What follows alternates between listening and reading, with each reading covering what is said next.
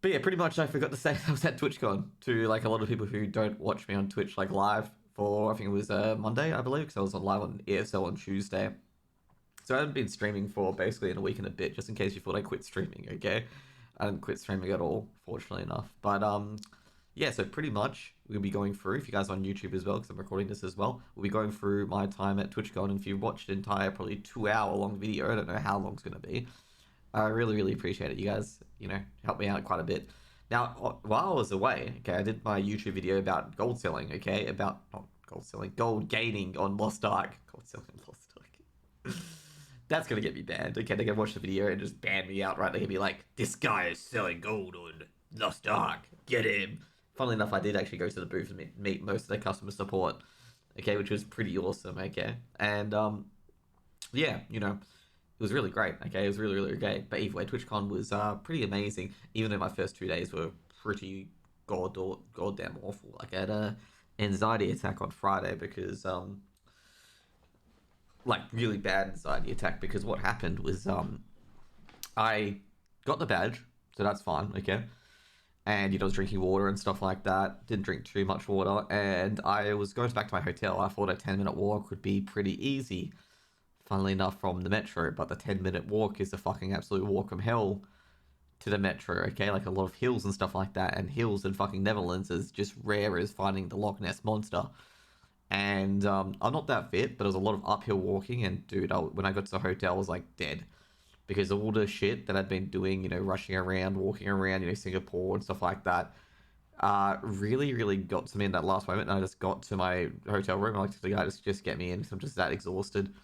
And literally drank a bit of water, and basically was like spread out on the bed talking to my mom and stuff like that, being like shit, like I've had a absolute thing from hell, and I basically fell asleep at like 6 o'clock that night. Like I was just that out of it, and I had to just calm down and stuff like that as well. And funnily enough, my room was really, really coldish, so it was actually helped out quite a bit. And I didn't find my aircon until I woke up, and I'm like, oh wow, this room actually has aircon, okay? Because I could have used the aircon to cool me down and stuff like that as well. But yeah, it was really chaotic the first 2 days. And the second day, like the day after you have an anxiety attack, it's really, really hard to keep it down, especially when you go to TwitchCon. And I was trying to keep it down so much, but there was a lot of people there that I met up online that really helped it out. It really distracted me from it, so it was really, really good. But the problem is, at one point I was waiting in the Lufru line for a very long time, so I was like, I got a bit anxious, so I just went down and chilled out with some of the homies there as well, which was really, really good. It calmed my nerves. But in the end, my jet lag really took a toll on me as well that day as well, because I could just feel it on top of my head. And I think I crashed at about 7 or 8 o'clock that night as well. And pretty much I didn't really get out too much because I was worried about, giving myself more anxiety attacks and stuff like that. But on the second day and the day for touring was actually really, really good. But anyways, guys, we're going to get on to the pictures, okay? The pictures have been pretty good overall. And I feel like I've done actually a really good job, actually, with the pictures and stuff like that as well. But we'll go for a bit by bit, okay? We'll go for a bit by bit. So I'm just going to get to it now. But yeah, so pretty much just like the first part of the leg, this is where like, I'm feeling really, really good about it because, I haven't done anything. This is in Perth, I believe. Yeah, this is in Perth, my first flight. Pretty much this is before it, like basically, like the first trip was pretty good. This is picking up badges. I was out in the sun for about 2 to 3 hours, by the way, trying to pick up a badge. This is how long I was trying to show someone the line for the affiliate badge. I was in the quick line, fortunately. I was like in the quick line, like basically we were waiting at like certain points like 6 minutes and 7 minutes to even move, okay? But in the end, like, after that, it was like 40 minutes, 1 hour, 2 hours to get my badge, okay? I was also sitting in this hotel that was right next to the TwitchCon badge line for about an hour or so, just playing Lost Ark, and I realized my battery life really sucks on my laptop if I'm playing Lost Ark on the internet. It just basically chewed it out in about an hour and a half, and I couldn't find a socket to put my laptop in. I didn't really want to ask the hotel that I was at, because I was not staying at that hotel. I didn't want to ask him to, like, hey, can I get a free power here when I'm not paying you guys a cent? It would have been quite cheeky. I would have been sitting there being like, yeah, I'm just basically freeloading off your hotel by not purchasing anything. Actually, to be fair, I did purchase some water from them, but, you get the point. You get the point.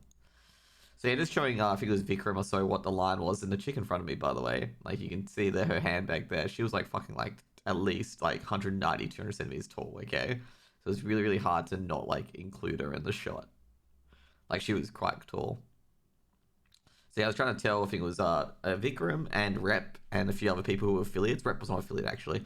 The few people who are affiliates that, hey, this line is huge. If you want to be, if you want to come in and get your badge bit early, come with me basically, okay?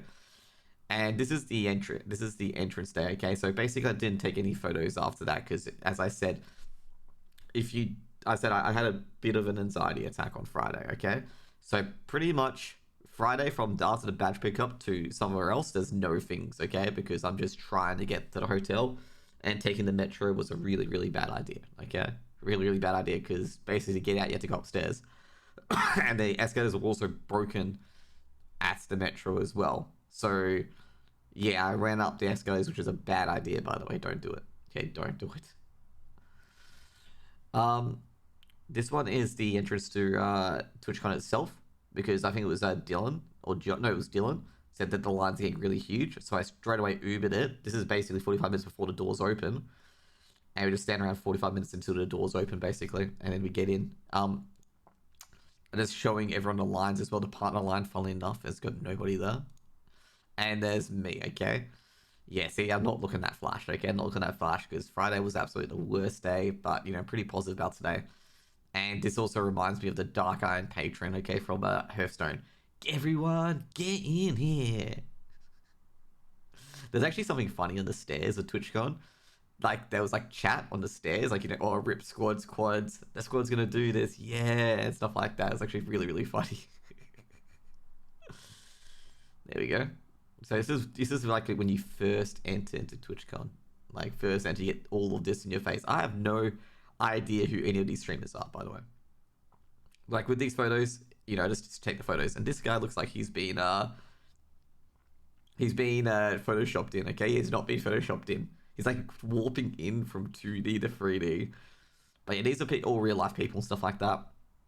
Now, if TwitchCon do want these photos and stuff like that, like, I will happily give it to them. Like, some of them look really, really good, and some of them are really, like, shit, Josh, you suck. To be fair, most of those are out of these, okay? Like, I deleted them, okay? I didn't delete them, I put them into the not folder, okay? There's, like, a slideshow folder, and there's a not folder, basically, okay? Okay, I gotta be careful, because this is on OBS, and I'm not sure. The next one is just me taking photo of the entrance and stuff like that, as GG well played, as Talia as well. I think I was not trying to capture these. Basically, just trying to capture the entrance atmosphere. Then this is the one I'm trying to capture the thing. So that's Tommy Innit. If you don't know who Tommy Innit is, Tommy Innit's a Minecraft streamer. Very, very exuberant and I don't know how to say the word. Energetic, eccentric person. And there's Talia as well. I know Talia view Freya, 5 Phrase Plays. She's like the famous pop star that's dating another famous pop star. I'm not really too sure. And someone's like, she's only famous because of him and stuff like that, which is ridiculous. She's fucking amazing, okay? I've talked to Talia a few times.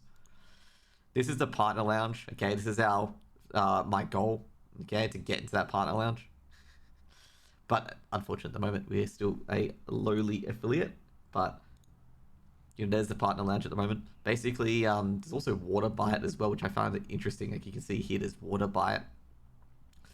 And there's a few guys there to just check if you're a partner or not. I know a few streamers who spent a lot of time in the partner lounge or stuff like that, just chilling with other streamers and stuff like that. You can understand that. There was a few of them I know that I did meet after they got out of the partner lounge. Because, yeah. Some of them didn't know I was there, mainly because of the fact that I didn't have put TwitchCon in my name. Okay, that's what one person said. And I'm like, shit, yeah, TwitchCon isn't in my name. So, yeah, we'll continue. And I took a few shots of it as well. This is like the TwitchCon entrances. There was nothing really to do because they let everyone in at 9:30 because the lines were getting ridiculously long. And so they let in bursts of people every 10 minutes. So you can see here, they let people in at 9:30 and they let people in at 9:40. As you can see by the time here, 9:41.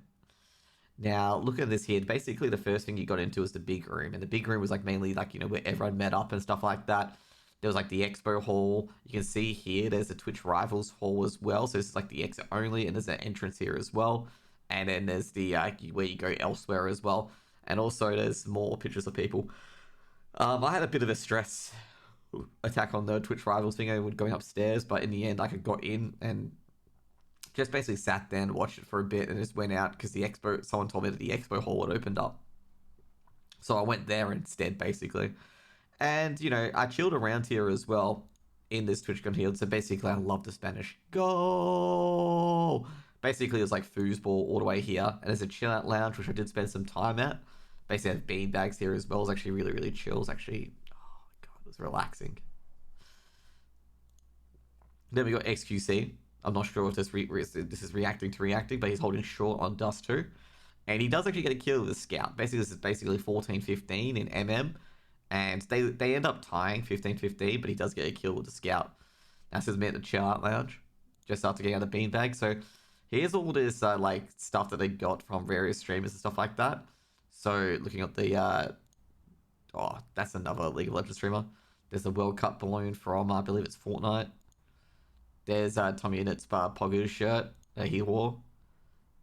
And like, there's a lot of things that they've managed to collect. Now, this is another thing as well, because Zerator's been in the news recently about a few things. Nothing related to him, but related to one of the streamers that were there. But this is Zerator. If you don't know, Zerator's the event. The event is Zerator's like convention that he holds. But this is like the trophy from it as well. And I gotta say, Zerator's had a lot of things here, like a lot of things from his events. Like people were like, I think it was talking about charity and questioning and stuff like that. That's what they were doing. And I gotta say, mate, like, if you don't think he's genuine, given the fact the amount of shit he has donated, this is also from Zerator, by the way, the signed Carmine Corp t-shirt, which is a French org. Like, this is all from Zerator, okay? So a lot of people question, like, dude, he's like, he donated like half his stuff for TwitchCon. Yeah, see here as well, another thing from Zerator as well. Like, there's a lot of things from Zerator. And there's the Yogs Cars Jingle Jam jumper, which is the Christmas jumper that they had. Now, there was a retro gaming hall down there, and there's a few people here took photos of as well. You're allowed to take photos of people on, like, Berlin, where I was told you're not allowed to, so I got to be very, very careful with my shots. But yeah, you know, there's people playing retro games here. Like, there's all this retro arcade around here as well, which was pretty amazing. Like, you know, there's Pac-Man. There's all these, like, Cruis'n USA games and stuff like that, which was really, really awesome. You can see here there's racing games as well. No, Daytona 500, by the way. Okay, my favorite game, Daytona 500, again, back in the day. And like you can see Mrs. Pac-Man as well, and you can see like the old Donkey Kong, I think it is here. I'm not sure what that game is, but either way. I don't think it's the old Donkey Kong, actually. I'm trying to think, it might be the Mario Battles. There's a few blurred pictures because I stuffed it up. But you can see here WrestleMania and stuff like that. I'm not sure who that streamer is. For some reason, I think it's Cherise, but I'm not sure who it is. It could be someone else. And yeah, basically, it took a look around as well. There was actually no Metal Slug, okay? I was actually a bit surprised with no Metal Slug. Considering later on you guys are going to see there's a Sega picture. And yeah, no Metal Slug, okay? No Metal Slug. Now, I thought this one was pretty, I guess, right now, this is definitely not an OG, given the fact you can see here that it's a newer arcade game. And you can see here as well, more retro games. Oh, jeez. I gotta stop moving when I take photos. Like, sometimes I'll just punch out. Back in the day, good old punch out, Nintendo. And there's Midway, Mid-Model Combat. That's an OG game. That's a very, very OG game. Then after that, I got... what are they playing? Well, I forget. I think it's COD. Or, I was going to say Mirror's Edge, but it's definitely not Mirror's Edge. There's some people playing foosball, and I think that's a pretty cool shot as well. Like, you know, it's a really, really good shot. Guys having fun and stuff like that. They just finished up, and I think the team on the left won. Now, there's more people playing foosball as well. And these like, there was also games here as well. I'm trying to think what games this was, but yeah, they were just playing a lot of beta games, a lot of indie creator games here as well. And also DJ Urban is the guy who's playing, there's some music in the center, and this guy, DJ Urban, was playing some really sick beats as well. Very heavy bass though, very, very heavy bass. Now here's all the, like, basically TwitchCon had a lot of Twitch Rivals championships there. So you can see here that all the Twitch Rival photos here. So you can see all the various trophies. It was actually really, really hard to get the trophies because the light was beaming behind me on it. And I went to the other side. It was the other side light as well. So it was actually really difficult. But in the end, I did get most of them as I could, okay? Most of them as I could. I actually did not get a picture of Frankie and a few other casters that were there at Twitch Rivals. I was trying to, but they're always on the job, okay? And always working. And you know, you don't want to go to a talent before they go on. and after they go on, okay, just after, stuff like that. So I saw Frankie like at the Twitch Rivals thing she was talking to her producer, and I'm like, nah, I don't want to bother her, okay, because it's first day and she wants to get it right and stuff like that as well.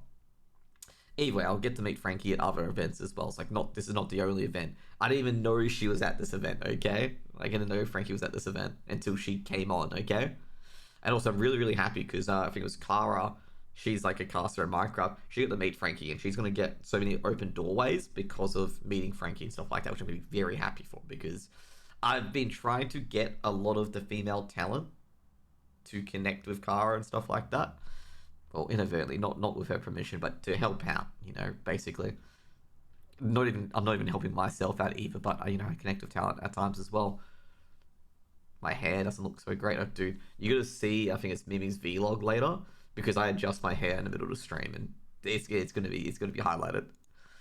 So yeah, we got most of the trophies here as well.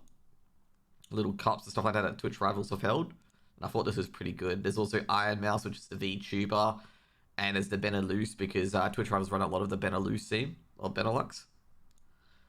So I call it the Benelux because I think it's French, but it isn't. It's the Belgium area. But a lot of plates and stuff like that. This is basically someone playing FIFA. Actually, no one's playing FIFA. Beautiful goal, by the way.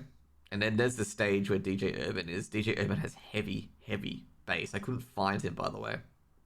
But very heavy, heavy bass. So I went back to the entrance because I was chilling with Dylan for a bit. Now, Twitch gave a free water bottle out, and this is the worst part about the free water bottle. Okay, the free water bottle had a silica fucking gel container in the water bottle. So I didn't realize this until I picked it out of the water bottle and had to throw it away and had to dump all my water and then refill it. Because you can't consume silica, okay? It's actually fucking really poisonous and really bad for you, okay? And I got really anxious about it because I had to clean out the bottle fully. Now, there's a lot of people just waiting for their friends and stuff like that here as well. And just, you know, getting ready to enjoy the ride for TwitchCon. Like, everyone got here really, really early and stuff like that as well. Actually, 2 seconds afterwards as well, when I get to the Lost Ark panel, I got to get the stuff I got from Lost Ark as well. It'll be really, really awesome. Because I haven't got that here, because it's in my bag still, which is back there. So I've got to unpack it. Now, basically, there's a lot of streamers here as well. Probably not my best shot, actually. There's me having a bit of a selfie. So I'm waiting for 10 o'clock when everything opens up. And nothing was open until 10. And I'm just waiting here. You can tell the look on my face. I'm just like, oh man, just not having, just, you know, waiting is killing me. But then eventually we get into the expo hall. So we get to the prime video, which is the boys. They're actually heavy advertising the boys actually in thing. It had a statue. It had about like 3 or 4 blocks with the boys stuff on it, okay? And then they had Team 17. Team 17 had like a lot of games, like moving out. They like, you know, Overcooked, those sort of games here as well, which is pretty cool. There's actually a new FPS game called World War 3, which I didn't know who was made by, but it's probably some indie dev. And the next one was the Cooler Master Cabana. I gotta say, this looked fucking sick, by the way. This is actually a really, really good shot. And I might like send this over to Cooler Master because this actually looked really great, but I think they want a fuller shot with more people and stuff like that. Here's the Sega booth. I'm gonna say, you know how there's no Metal Slug earlier in the arcade machines?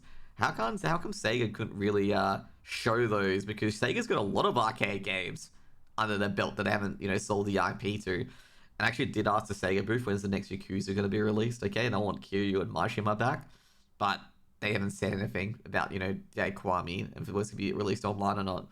So this is the setup for the Razer Rodeo. We'll get to this a lot later, by the way, because the rodeo hasn't been set up yet. This is like 10 minutes in to the con, and they haven't set up the rodeo yet. So basically, like, it's a bull kind of thing when you like rock around like that, and then you jump around, but not jump around, but the thing just rocks you around. There's a record for it as well, which I hadn't set up. So this is a Razer lounge. By the way, I'm not even sponsored by Razer. And with Razer products, like, I'm not a big fan, given like I had got like 3 Razer Nagas and the middle mouse button kept breaking over and over again within a year. Now here's Stock X with Ebonics. So I'm not sure what Stock X was there for. So I think it's like share trading, but like, you know, I can't really do that here because it's the Netherlands and I can't trade EU anyway. But yeah, you know, it was actually good to read up on it, what they did and stuff like that as well. It's a bit more complicated than Australia. There's these little halls as well, little You know what? We'll go back to it. So, oh no, we won't. But there's these little nooks and little stalls where people were selling stuff or like promoting stuff. There was actually soap. There was actually a few indie games. There's actually a Wheel of Fortune, a lot of charities as well. Now this is the break the record for charity. Basically, I couldn't donate because I could not download a QR reader. Okay, like literally all of them was stuck at pending until finally I got back to my hotel and it downloaded. I'm like, really? After all of that, you decided to finally download? And I really wanted to donate to this. Okay, so basically, there's 8 speedrunners. I know most of them, which is like Cheese, Binny, and a few others as well. But there's a few of them that I didn't know of that, you know, of course, now I'll be following like D Whatever and Targa and stuff like that because they're pretty good. Now, I'm not sure if they did break the record. I don't think they did. I know Benji got a PB that was 6 seconds behind the record, like 47.04. But I don't think anyone broke the record. But Benji had a really amazing run, but fucked it up towards the end. He could have had the world record, but he's just a few mistakes towards the end. He just needed to focus on it. But anyway, it was actually really, really fun watching the SM64 guys. And I was chilling here for a bit.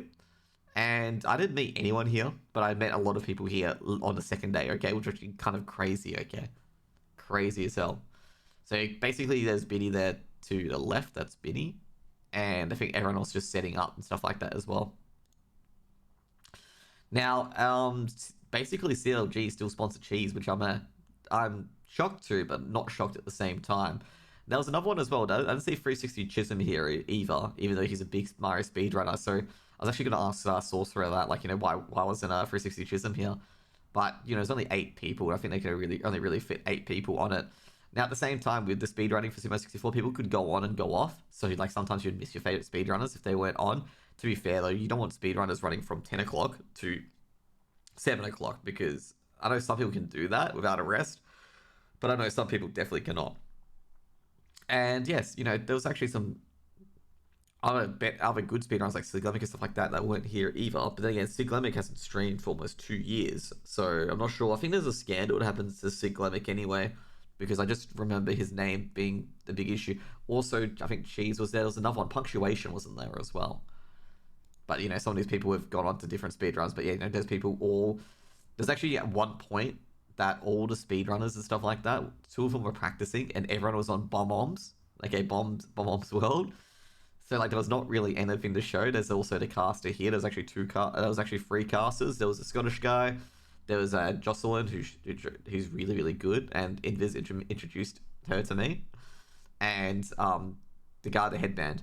And the guy, the headband was fucking awesome, and so was the lady as well. The lady was fucking awesome, Jocelyn. I think it was Jocelyn. If not, Invis can definitely correct me on that one whenever he sees the video. Now, there's Vampire Blood Hunt here, okay? And I gotta say right now, I am so puzzled on how Vampire the Masquerade have gone from Bloodlines, which is like a story-based adventure game, RPG sort of game, to a battle royale. Like, I'm still puzzled, okay? I'm still so puzzled about how this franchise has gone from, you know, a story-based, you know, kind of vampire, like, you know, murder mystery kind of thing, to battle royale. They still actually have that, by the way. They actually released something, Last Salute or something like that. Have you played it? No, I've not played it. I've seen people play it, just, you know, Blood Hunt and stuff like that. And it's a really, really good battle royale, okay? Like, people enjoy it, stuff like that. Like, you know, you can climb across buildings and stuff like that. But it doesn't interest me. Okay, it doesn't interest me at all. Okay, Slippy, doesn't interest me. But I just don't understand how the Masquerade, like, they bring out this, you know, franchise, which, just an FYI, the franchise has not made a game for about 8 years, okay, before Blood Hunt. Okay, just remember that, guys. Not made a game for 8 years. The last game it had was the Masquerade. And then they bring it out for a battle royale. It's the most fucking out there thing I've ever seen, okay? Like, I'm just sitting there going, like, this is from left field. Okay, like, I can't believe they brought this out from left field. Their storyline game, which I think is like Last Salute or something like that, or whatever it is pretty good. Like, it's pretty good. So this is a Twitch rival. So they had the Twitch rivals open, community open kind of thing for Fall Guys. So they had 40 people in here competing and stuff like that. I think the top 40 got into a final battle royale, which was a lot later. I know Liam played this. Liam Tommy played this, and he didn't get into the top 40. But, like, you know, he was like saying, like, there's a lot of, you know, really, really tough and strong people in this one as well. And it was a really, really tough field. But, you know, he played it for quite a bit. I wasn't really interested in getting to any tournaments or anything like that. So I was like, so I was just like watching there and stuff like that as well, how it's going. There was no big screen. That's the problem. Like there was no big screen, so you could see people's POVs, which pretty sucked. So there's a lot of people. There's a few people queuing up for it. Remember, this is like 10:30 a.m. on the first day, when nobody's there. Someone actually used one of my photos from Diablo Immortal on BlizzCon to prove that nobody was playing Diablo Immortal. And this was before they announced it, okay? And I had to tell everyone that I took the photo and that was before announcement. And this person kept fucking using it disingenuously to say that no one was playing Diablo Immortal, even though I linked them a later photo from myself after it was announced that people were playing it. And I said, mate, stop using my photos, or I'm just going to copyright strike every single time you use my photo, okay? Because you're using it without my permission. So I basically friended him because I'm just like, mate, like, stop lying. Now, you can't friend people like that, okay? You have to give them a notice, which basically I did, saying stop using my photo. But yeah, either way, a lot of people came in later on, okay? Just put it that way, okay? Now, this is the one that I didn't expect, but I understand at the same time that I do expect, because Nick's actually sponsored a lot of streamers. So basically, this is like the makeup thing. Like, Nick's have been trying to sneak into a lot of female streamers to do their makeup for them, which is very, very smart. Very, very smart. And also, I didn't see any accountancy firms either. I already seen StockX, which is a brokerage, but I did not see any accounting firms this time. I didn't see Ernest and Young and stuff like that at this convention. Now, these guys are actually really, really good. I didn't get any good photos this time around because there were so many people checking out the systems. Like, the systems are actually really, really good. And I get to check them out a bit later on day 2. But these guys, like, doing, like, all these systems, all these lighting, stuff like that, making their cases look extremely good. And it was really, really fucking awesome. By the way, Slippy, I know you missed out the first part, this will definitely go on YouTube, okay? It's, like, going to be, like, a 2-hour video. It's already 27 minutes, but, there's a lot more to it as well. There's a lot of photos. So this is the, oh man, I forget who this is. I think this is the Secret Lab area. But this is the Secret Lab or Noble Chairs area. But like, look at that, the Fallout and stuff like that as well. I'm not doing 10 push-ups on stream. I'm not doing 10 push-ups on a YouTube vid. Then we got this. This is actually really, really troll, okay? Really, really troll. Basically, the Kappa Keeper would react to your body and it would react to your technique of the ball's coming towards it. So if you can see that camera here, it tells it where the ball's going so you can quickly flop over to save it. So this is meant to be a troll where you actually couldn't get it past him. But I saw 2 people get it past him, which is one person aimed for the top left because Kappa Keeper can't cover it. And someone actually outspeeded Kappa Character, drilled it bottom left, like literally bottom left, and it just went past him. Like he tried to slide down to save it, but it went under it and went in. So did people trying to get past Kappa Keeper and it took fucking forever, dude. It was only up to like towards the end of day 2 where people started to get past him, basically.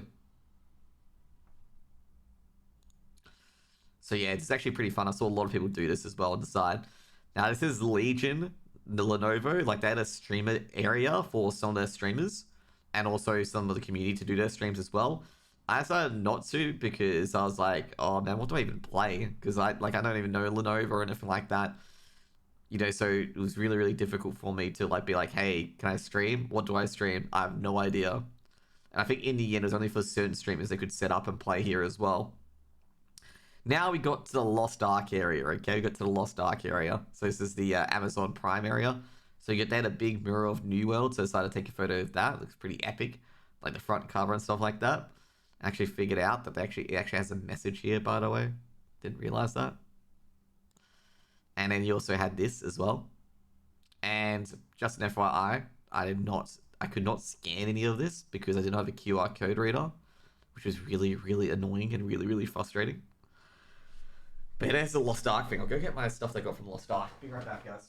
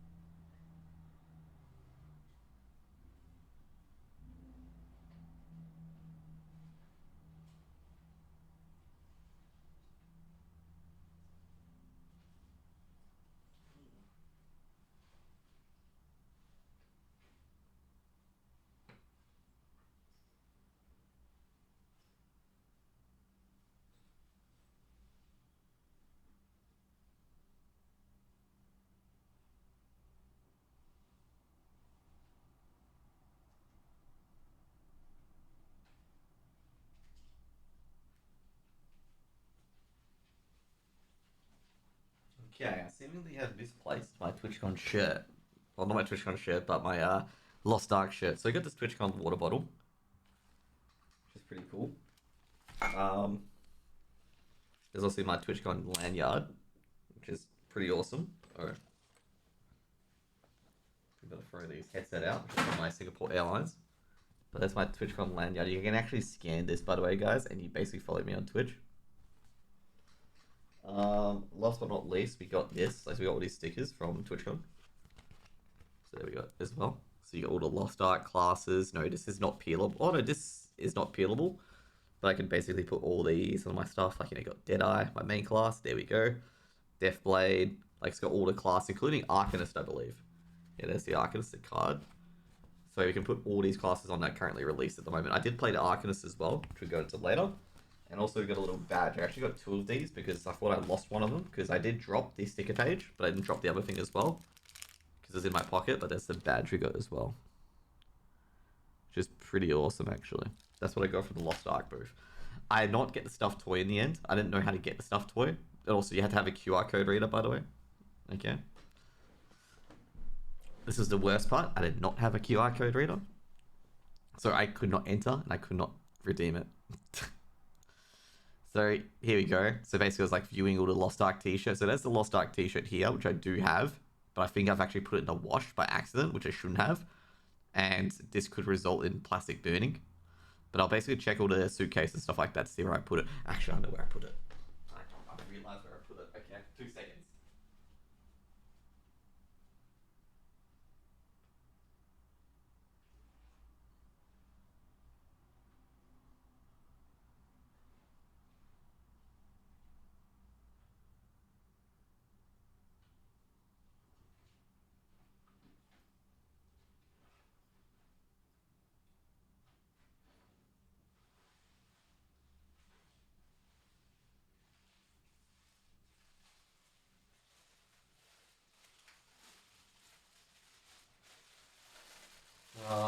Silly name, okay?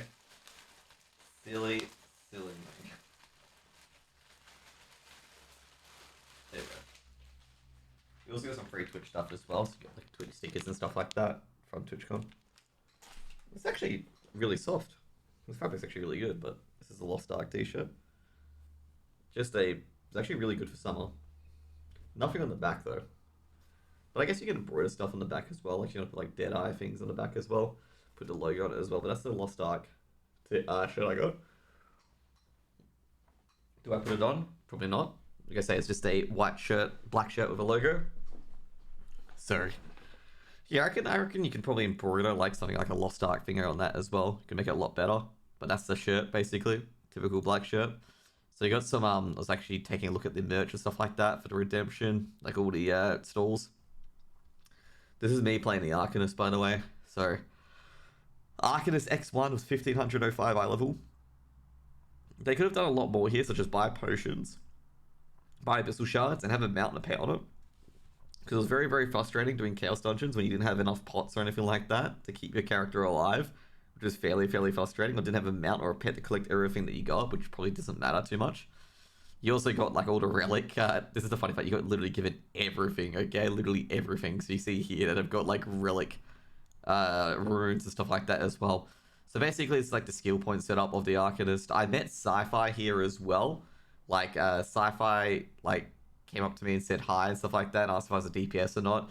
He got no supports at all. Okay, like I DM'd him later. And I'm like, did you get any supports in the end? And he's like, nah, I got 0 people who actually play support. And he was like, I was really shocked by it, basically. And also, here's me doing a Chaos Dungeon, trying to record it while playing.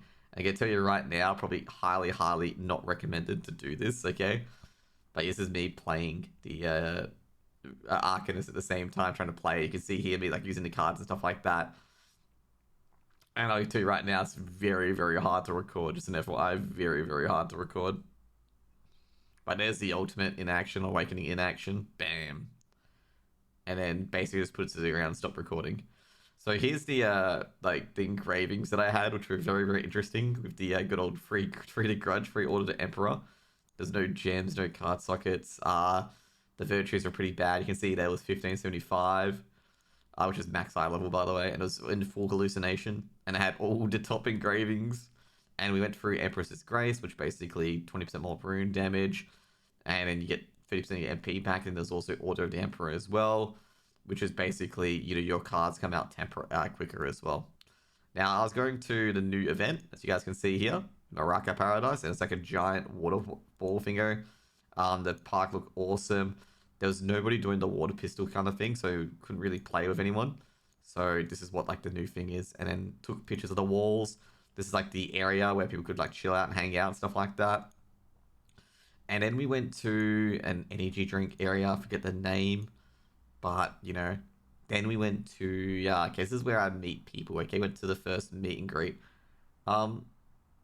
This is weird because I met someone at, oh no, this was before it, okay? And then we went to Stream Elements.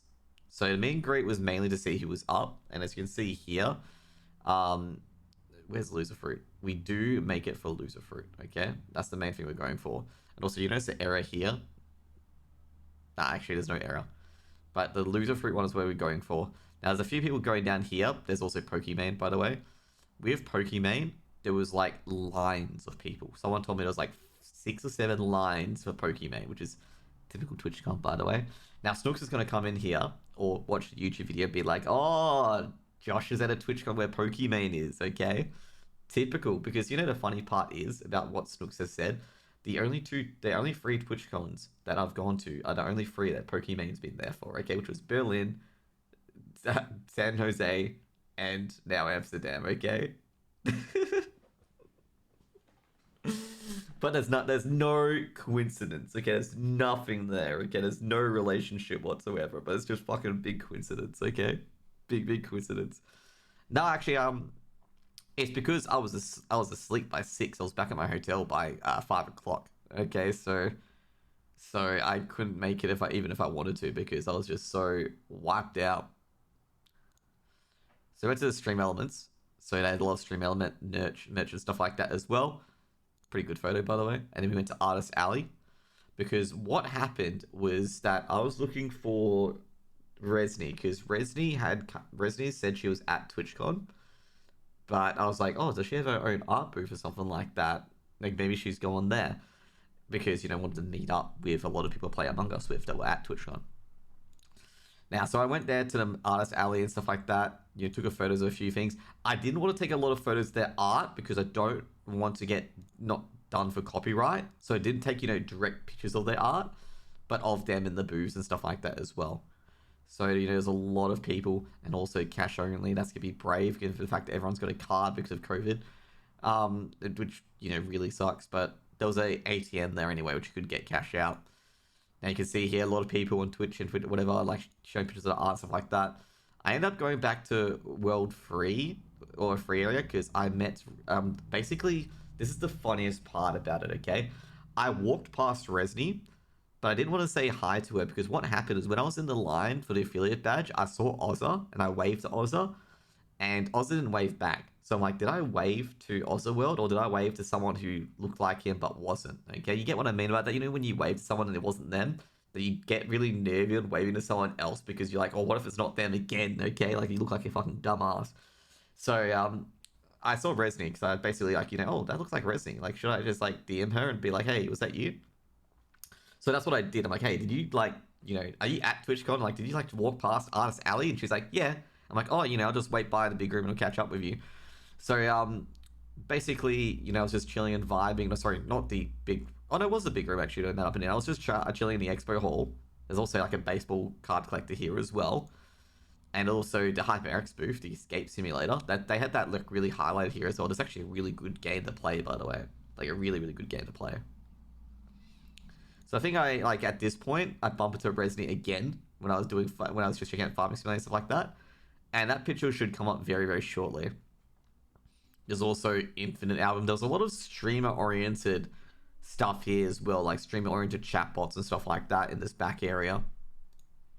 There's also a chess stream as well, and I thought this was pretty good as well. They basically put the moves that happen here onto here, so you can, like, people think they're playing on the computer, but they're actually not. They're actually playing here, and their moves are recorded on the computer. And they're also playing lightning chess as well. You can see a small clock here. They're playing lightning chess, which means you gotta do all your moves in 5 minutes, and when the timer runs over, you lose. Or I don't know, I think it's 15 minutes. So you gotta be very, very quick. And that's when I met Resni, okay? I was watching chess and I saw Resni go past again, and I met up and caught up with her. And we talked for a bit, chilled out for a bit, because she couldn't find anyone either. So we just like hung out for a bit. In the end, I was like, oh, I'm just gonna go check out, the Lost Ark booth a bit more, check out more of the expo, and we went our separate ways. I think there's 2 pictures here actually. Yeah, there is 2 pictures here because the second one looks like a lot better. Resni's pretty awesome, pretty sweet. Okay, she did like some of my emotes and some of my profile pictures as well. Mainly the blob profile picture. Now I went to the Glitch Theater in the end because I had not gone to the Glitch Theater at all, and this was just after the opening. Oh no, this was before or after the opening ceremony where people were coming out. They look like they're lining up, so I was thinking it's before because I needed to charge my phone with the power bank, so I just sat down and just chilled out for a bit. But dude, the opening ceremony at Glitch Theater was completely full. Like holy moly. Like, it was amazing. So, as you can see here, that I was like chilling at the Glitch Theater. I got some free stuff from Twitch. Resni asked about something about getting extra free merch if you're an affiliate, and she had no idea where you got it from. And I'm like, oh, I'll just ask the people at this desk here, and they're like, oh, you just get it from Loot Cave, which she thought you needed to get it from. But the Loot Cave lines were ridiculously long, like huge, and that's where I bumped into Resni initially. Was in the Loot Cave lines. They were like basically out the door of Loot Cave. And then I also went to the Loser Fruit meet and greet, and I met Fasfi. Okay, so there's Fasfi. She basically, this is the funny part, okay, of TwitchCon, of Fasfi and TwitchCon, okay? If you don't know at this point, Fasfi is employed by Loser Fruit, okay? By Lufu. And she was trying to get to her meet and greet. So just an FYI, Lufu is there. Yeah, Fasfi's tall and I'm also short, so that's both. She's not 6'2". I'm just short, okay? So basically Lufu's here, and we're here, okay? So, yeah. Anyways, so she went up to the front of the line to talk to Lufu because she's employed to do the photos and stuff like that. But she got kicked out, okay? They didn't believe that she was employed by Lufu, okay? Which is funny, okay? Really, really funny. And she went up there twice, and then went up a third time, and eventually got in for a bit, and then got kicked out again. And, my god, okay. So, basically, she was lining up with me, and in the end, like, she did get up there, and I'm like, oh, I can't wait this long, because I've got other meetups that I want to attend, because basically I was waiting there for, like, a good hour, and the line did not move. And Fast is really, really awesome. She was my line buddy, okay, let's just put it that way, okay, my line buddy. And she was incredibly happy to see me, okay, which I'm surprised, because I'm like sitting there going, dude, I'm like some like 5 viewers streamer that probably nobody cares about. So I was I was happy, I suppose, okay, because I really value myself very, very low, okay, like not value myself too high, because don't want a giant ego and all that stuff. But Fast is fucking awesome, okay. Basically, they had the whole AU crew. They had Cray there as well, which is I believe it's her boyfriend, or maybe, no, it's fiance, isn't it? I'm not sure if they proposed yet. I don't know. There's Vikram, by the way. I did meet up. This is what I was talking about after. Like, there was another meetup as well. So I met up with Vikram. So that's Vikram. Just an FYI, I am really short, so everyone can understand this. I am like 5'3", so it is not people that are super epic tall. I am just fucking short. So next up is Liam. Liam's another guy we do Among Us with as well. I stole this photo from him. Okay.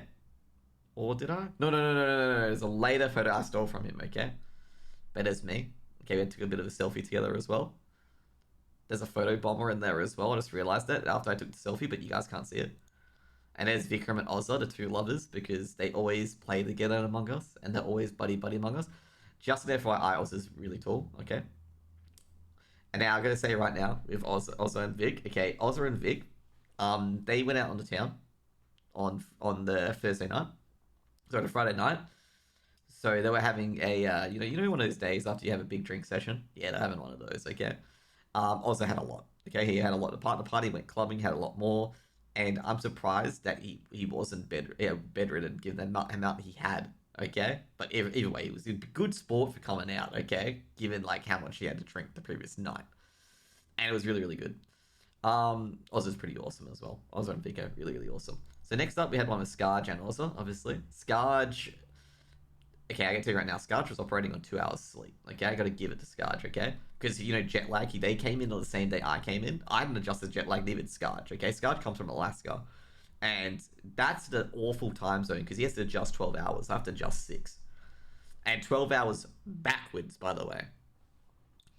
But, you know, Scarge is a bro, man. Guy undervalues himself so much, but he's such a fucking bro, man. It was really awesome talking to him and stuff like that as well. So yeah, you know, had a big photo. There's my Lost Ark sticker. I actually lose this, by the way. This initial one here, I actually lost that.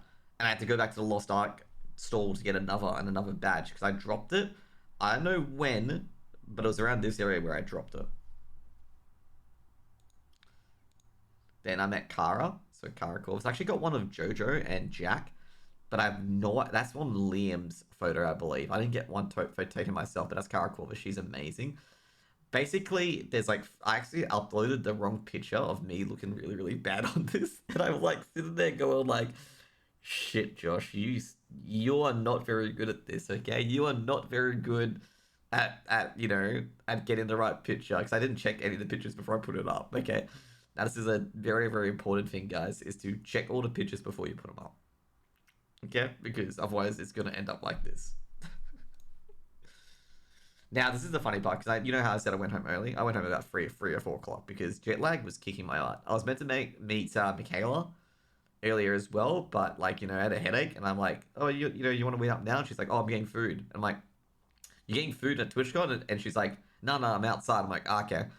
And basically I said like, is it like, you know, can I catch up there? Because I think she was at Twitchcon and she's like, no, we're out of Twitchcon. I'm like, ah, okay, all good then. All good. We'll just catch up tomorrow because I was had a huge throbbing headache.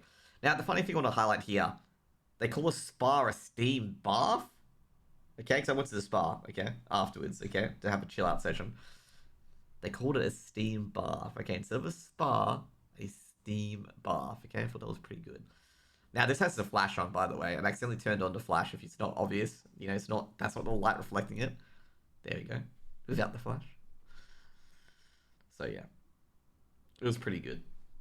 I enjoyed the steam bath, by the way. I mean, spa.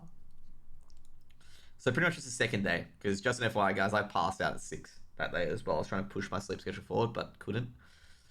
And basically, this is like the Rye where the convention was held, where it had like multiple different halls and stuff like that. This used to be like a town square area where you could do the parking as well. And it's got like all the people that are here as well. So the Enhow is the hotel that I wasn't staying there. I was staying at the Mercure, but it's a hotel I was chilling at before I got my badge. So you may notice a lot of brands here as well as, you know, there's, you know, Fuse, Iced Tea, Lafarge, you know, coffee and stuff like that. Heineken, obviously. But, you know, this is what I want to take a picture of, you know, what was outside, basically. There was also like a Grand Cafe that it wasn't open. I thought it was open, so I could just like vibe there, but it wasn't, which sucked. And there's me on day 2, where I look a lot better, and I took off my mask as well, because no one was wearing masks at the event, so I took it off in the end. Now, the LAN center at the first day, no one was there, so I didn't really want to take a photo of it, but today, a lot of people were there. This is also the Marauders kind of thing as well. They also had Rocket League at this LAN area earlier, and New World. Nobody was watching New World. A few people watching Rocket League, but Rocket League was at 10 a.m., which was really stupid, to be honest, because Rocket League was probably your biggest selling thing. How was the trip? The trip was really, really good. Also, by the way, guys, if there's no Twitch Rivals pictures, because I can't take pictures in Twitch Rivals, actually told me straight up that you're not allowed to take photos within the Twitch Rivals arena, okay, which is a broadcasting kind of thing. But the trip was really, really good. I met, you know, a lot of people playing Among Us with and stuff like that as well. And, you know, the touristy stuff, which we'll get to later, was really epic. So these people are playing Marauders at the moment. They're not playing New World because I missed it. I went back to the Super Mario 64 stuff for a bit as well because I was waiting for a few people to catch up. This is where I caught up with Jonas. I think I've got a picture of... Oh, no, do I have a picture of Jonas or does Jonas have a picture of me? I'm trying to remember. This is our boy, Binny. Binny is on a really, really good PB here, but he fucked it up on Bowser Froze and had to reset. Now, as I said, you know, I did come back here on day 2 because there was too many people on day 1 hanging around these areas, so I could actually take a picture of these machines. And there's me with Loser Fruit, okay? Okay, I was just coming out of the King Mod area, and I spotted Lufru, because I didn't see Fast Food this time as well, because I think Fast Food was somewhere else. I think Fast Food stayed up the entire night, because she tweeted a lot of hacky pictures over and over again. But I met Lufru, okay? Don't need a meet and greet to meet Loser Fruit, okay? Banging. She was pretty awesome. She did recognize me from the Fall Guys as well, and you know, it was pretty good. I don't know what else to discuss as well. There are a few guys there as well that I vibed out for a bit before I went back to, where did I go to in the end? I went to the HyperX. Okay, someone was doing the planking contest for the HyperX to see how long you could plank for, and I'm trying to think who it was. I think it was Resney actually, or someone else, because I was trying to find someone to vibe with. She did not get on a leaderboard. Okay, so I took a picture of the leaderboard to see how long people planked for. And I'm gonna say MZO planked for a really long time, okay? Which I'm very, very impressed with MZO with. MZO is a female Nordic streamer, okay? She's a tiny Nordic streamer. Tiny as in like small in stature, but she planked for like a long time, okay? A lot longer than some of the guys, which I'm impressed with.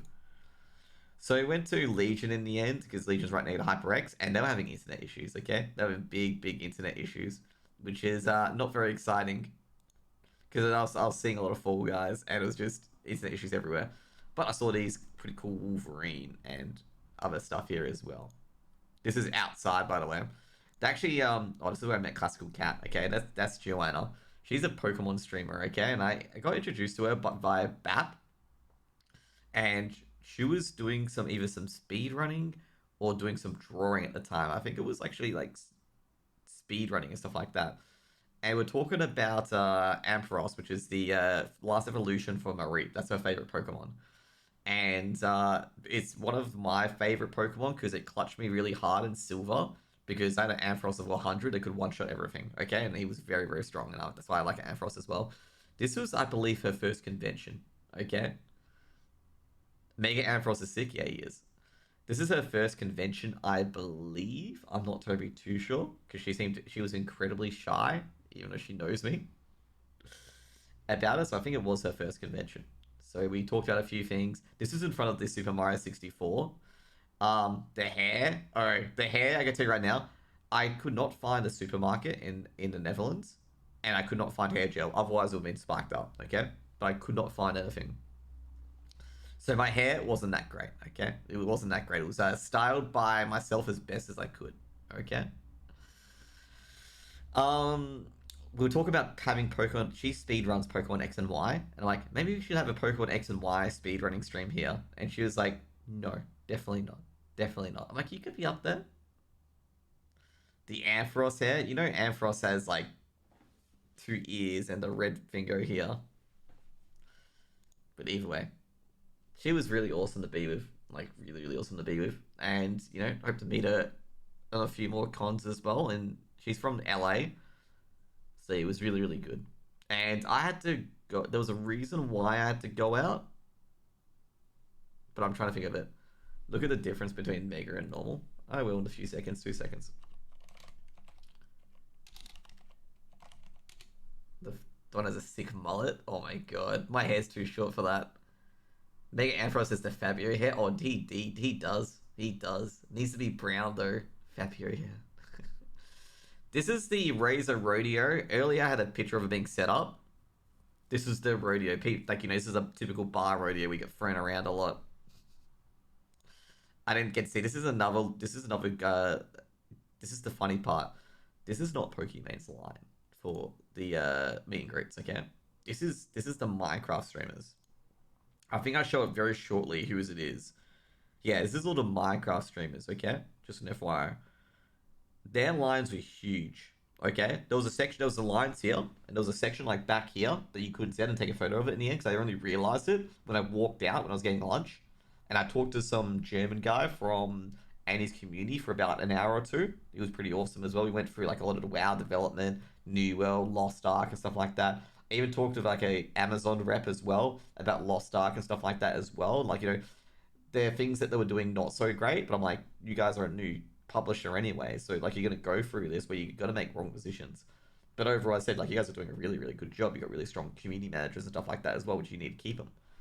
So basically, talking about the let's go back to the fucking meet and greet lines, okay? You don't mess with Minecraft, man. It's a borderline a cult. Yeah. You don't mess with the Dream crew, obviously. Because if you mess with the Dream SMP fan base, you get fucking DMs up the yin yang about people wanting, to kill you, basically, death threats. But these are like the nicer guys, like Jack and Rambo are more nicer and stuff like that as well. Now they had lines like this. Like there was a line back there, and I'm like, oh, it's not that big. The lines were full up, and then there was another line, like basically a 4x4, like probably about 50-meter line of even more people want to meet Rambo and Tommy in it and stuff like that. And I'm like, crap. Did you get a Mokoko plushie? I couldn't get it because I didn't have a QR reader. You had to have a QR reader to enter and to scan the QR codes in every Mokoko seed, which I didn't have. Otherwise, I would have got one. I'm really, really annoyed. I saw Pooper Noodle and a few others get one as well because they had a QR reader, but I didn't, okay? And I'm so mad because I did want to get one. It looked really, really good. You're telling me your phone doesn't scan them?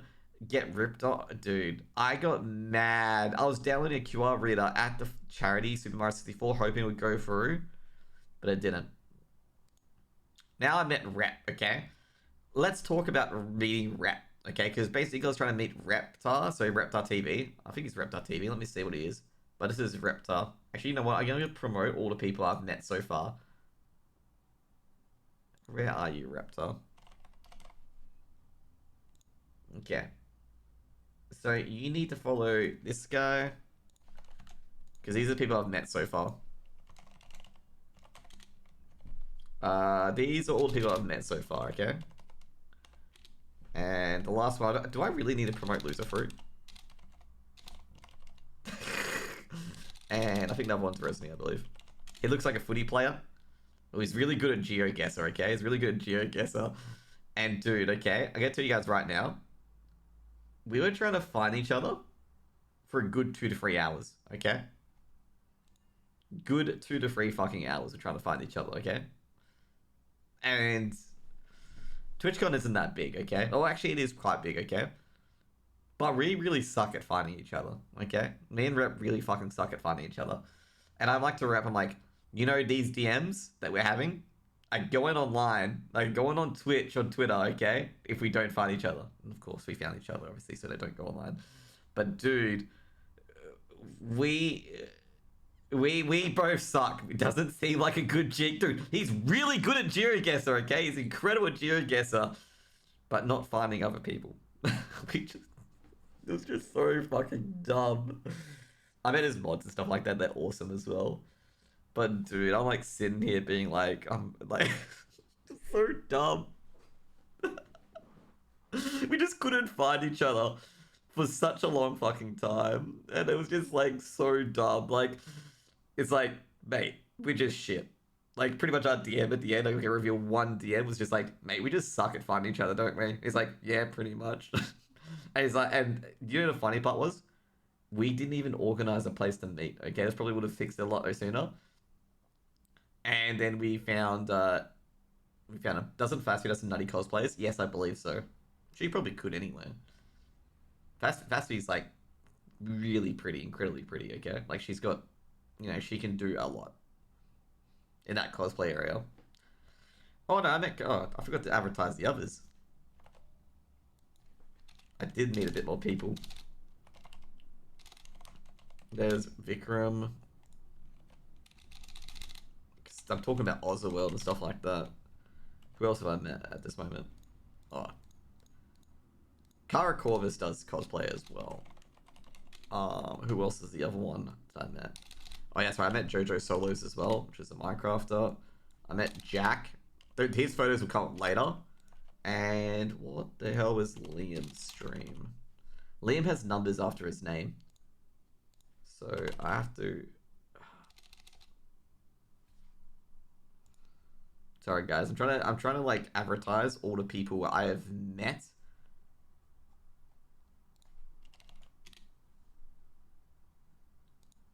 Liamo.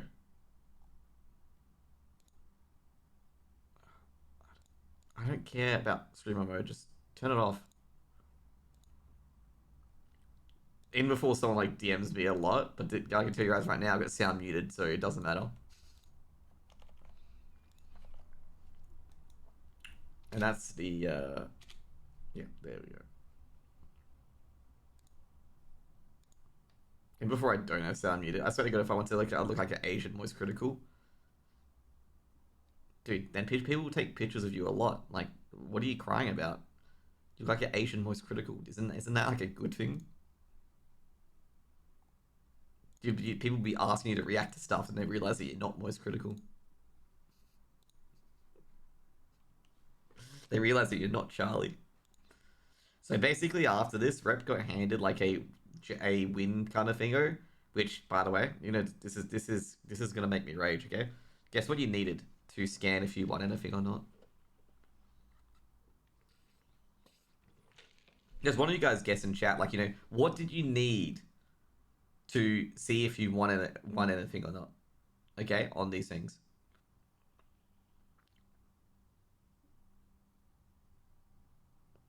I got bought drinks once because people thought I was Steve Aoki. Oh god, lucky you.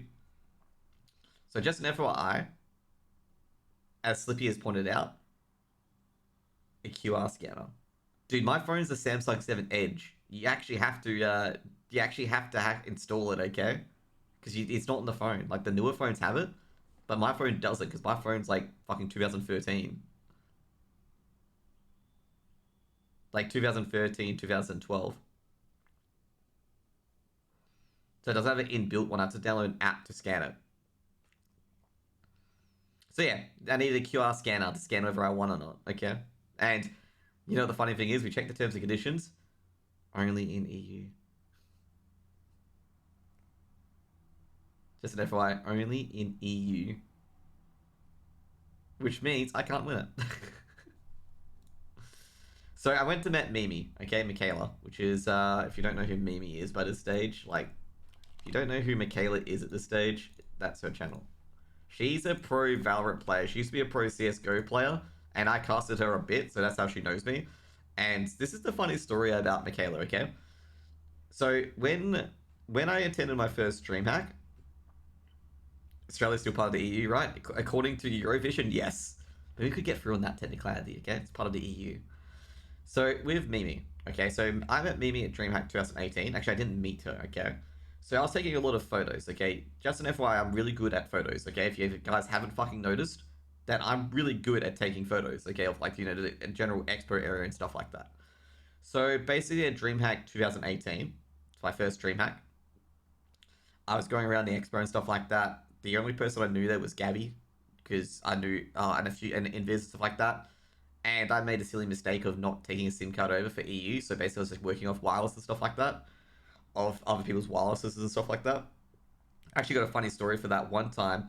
This is how me and Nora became really good friends. Nora, I gave Nora one of my tickets for Welcome Hack. So her boyfriend, which is fucking her boyfriend's name, or now fiance, they're married now, or getting married, to Alex. That's right, Alex, to get in. And I used MZ's hotspot to give the tickets to Nora for her to come in. It was the MSI party. Like, for some reason, I got invited to MSI party. Like, dude, there was like Jari, Sko, like all the top tier streamers, like Annie, Gabby, Rosie, all that stuff. And then there's me who's been invited for just because I was at the streamer lounge, which was dumb. Like, Gabby even mentioned it as well. Not to like obviously it was meant to say, like, you know, smaller streamers shouldn't be there. And I'm like, I agree. Like, I agree wholeheartedly. I shouldn't be here. Like, you know, I definitely said that. You know, said, like, you know, I shouldn't be here. Like, that's the point. Like, you know, I'm not promoting anyone's brand. Like, I'm actually a loss to some of these companies. But anyway, that's besides the point. And I also met Mimi there as well. But let's get back to the actual story. 2018, so basically there was a store in DreamHack with Michaela versus Olaf Meister. Olaf Meister's a CSGO player in his prime, Fnatic Prime 2018, doing 1v1s. And I took an incredibly good picture of Michaela that I emailed to her. Now, I accidentally went up to Emzia and thought she was Michaela, and Emzia's like, I don't even know who you are, okay? And then Gabby's like, that is Mimi, that's Michaela. So I sent these photo to Michaela, and Michaela used it as part of her brand, and she was really, really appreciative, okay? And she was really, really happy about it. And like, this is how we met, as per se. She didn't know what I looked like, and I didn't know. I obviously knew what she looked like, okay? Now, she asked me to do pictures for her for 2019 DreamHack for her future 1v1 coming out. So basically hang around her stream booth for a bit, waiting for that thing to occur. And then she told me it wouldn't occur, and I'm like, okay, you know, I'll just like chill out here for a bit. So someone was like going, oh, you waiting for Mimi or something like that. Someone like implied I was creeping. I'm like, no, you guys are doing a 1v1 later. And the HyperX person like, yeah, we are. And that's what I'm here for, is to take the photos of that. And like, a lot of people there must have think I was hugely creeping on Mimi the entire time, because I was just sitting around there just in case it happened out of the blue that, you know, I'm already there prepared. I had nothing else to do because I had done everything I wanted to do at that DreamHack. And I was playing Assassin's Creed on Xbox. And in the end, they didn't do it, and I'm just like, okay, I'm just gonna go off and, you know, wander on my own and just chill out with some other people as well. And I think this is one where I was hanging out with Gabby's community quite a bit as well. But that's, you know, that's the story as well. Like, she asked me to do this, so she still doesn't know who I am because we never did it in the end, and we never met up in the end because I was going out to, I think it was either Rosie's dinner or Annie's dinner, as she wanted to meet up with me. So we didn't actually organize the meetup at DreamHack 2019. At DreamHack 2020, she was playing a tournament, so she wasn't there. Okay.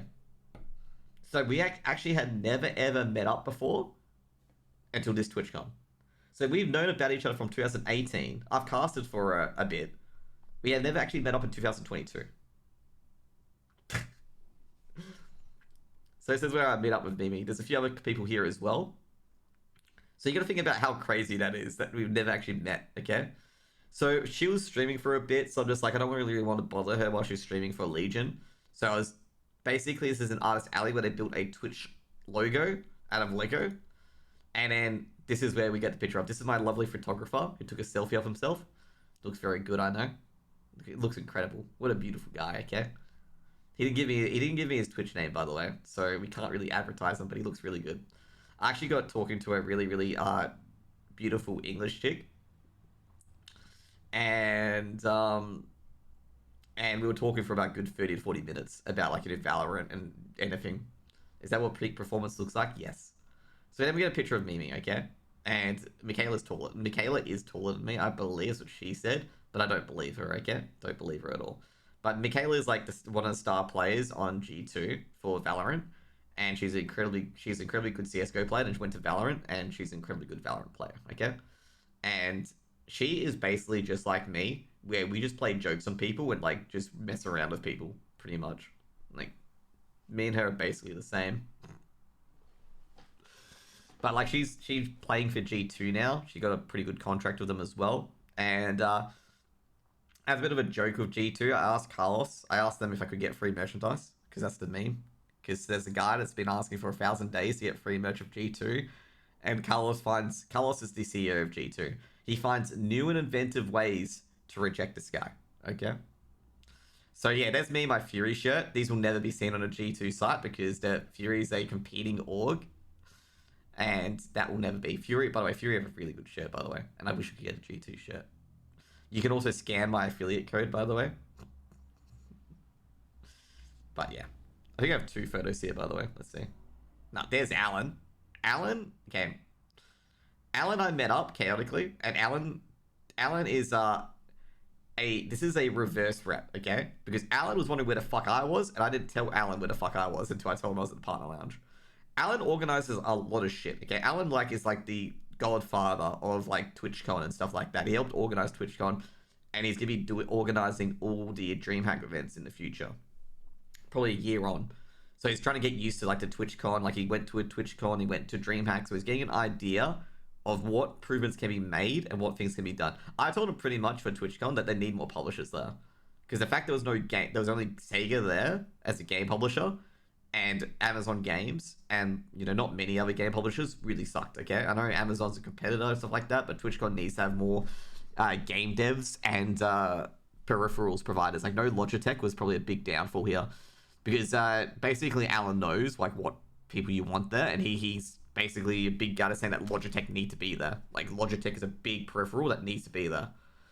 And so basically Alan's like the godfather. He used to manage a lot of streamers, and I think he was managing 3 streamers at this event. And he's really fucking good at his job. He makes shit happen. He's incredible. He's really, really good at his job. So I wanted to catch up with him because I didn't realize he was at TwitchCon until the second day. But, you know, me and him, we hung out at Rosie's thing, and we had a really good chat about, you know, like sponsors and stuff like that. He tried to get me a few things over here, like with sponsorships and stuff like that. But, like, you know, at the end of the day, he's like straight up to me, because I was straight up with him saying, like, you know, don't look at my average view account. Most of that's from CSGO casting. That's misleading, okay? Like, you know, for my own content, I don't have that much, okay? As a content creator, I don't have that much. Don't check on it.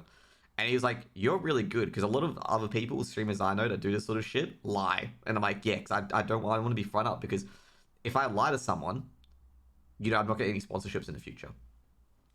And I don't want to lie to people, so pretty much like me and him good mates. And he's, you know, he's going to be organizing all the DreamHack events in the future, hopefully. And it's going to be a lot better. It's going to be really, really good. Now, DreamHack's already in a good place already. They got Logitech to one of their events as well, which is huge. So, because Logitech, like, if you guys don't imagine, Logitech are a huge brand because they do more than just, like, keyboard, mouse. They do a lot of peripherals, like monitors and stuff like that. And that's why it's huge to get them on board and get them having a booth.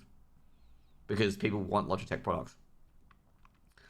So yeah, so pretty much he organized a lot. Basically for Rosie, he organized, like, you know, make sure you go to a seat at a restaurant, reserve seating as well. The after party made sure that everyone got in and stuff like that as well. Like, he could make stuff happen.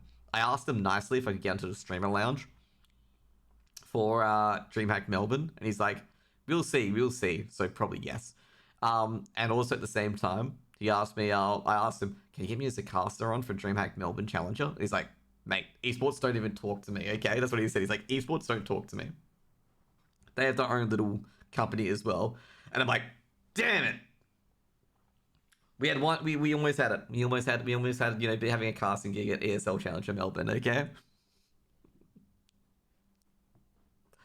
But anyways.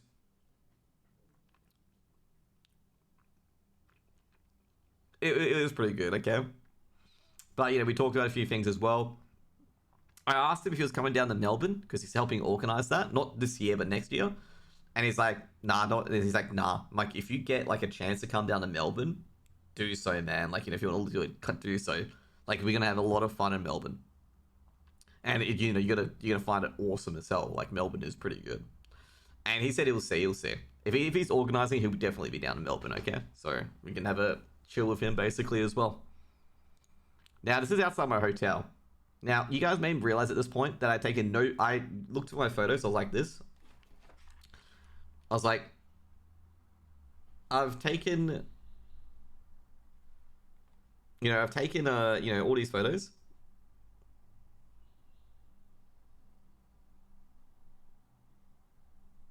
Two seconds.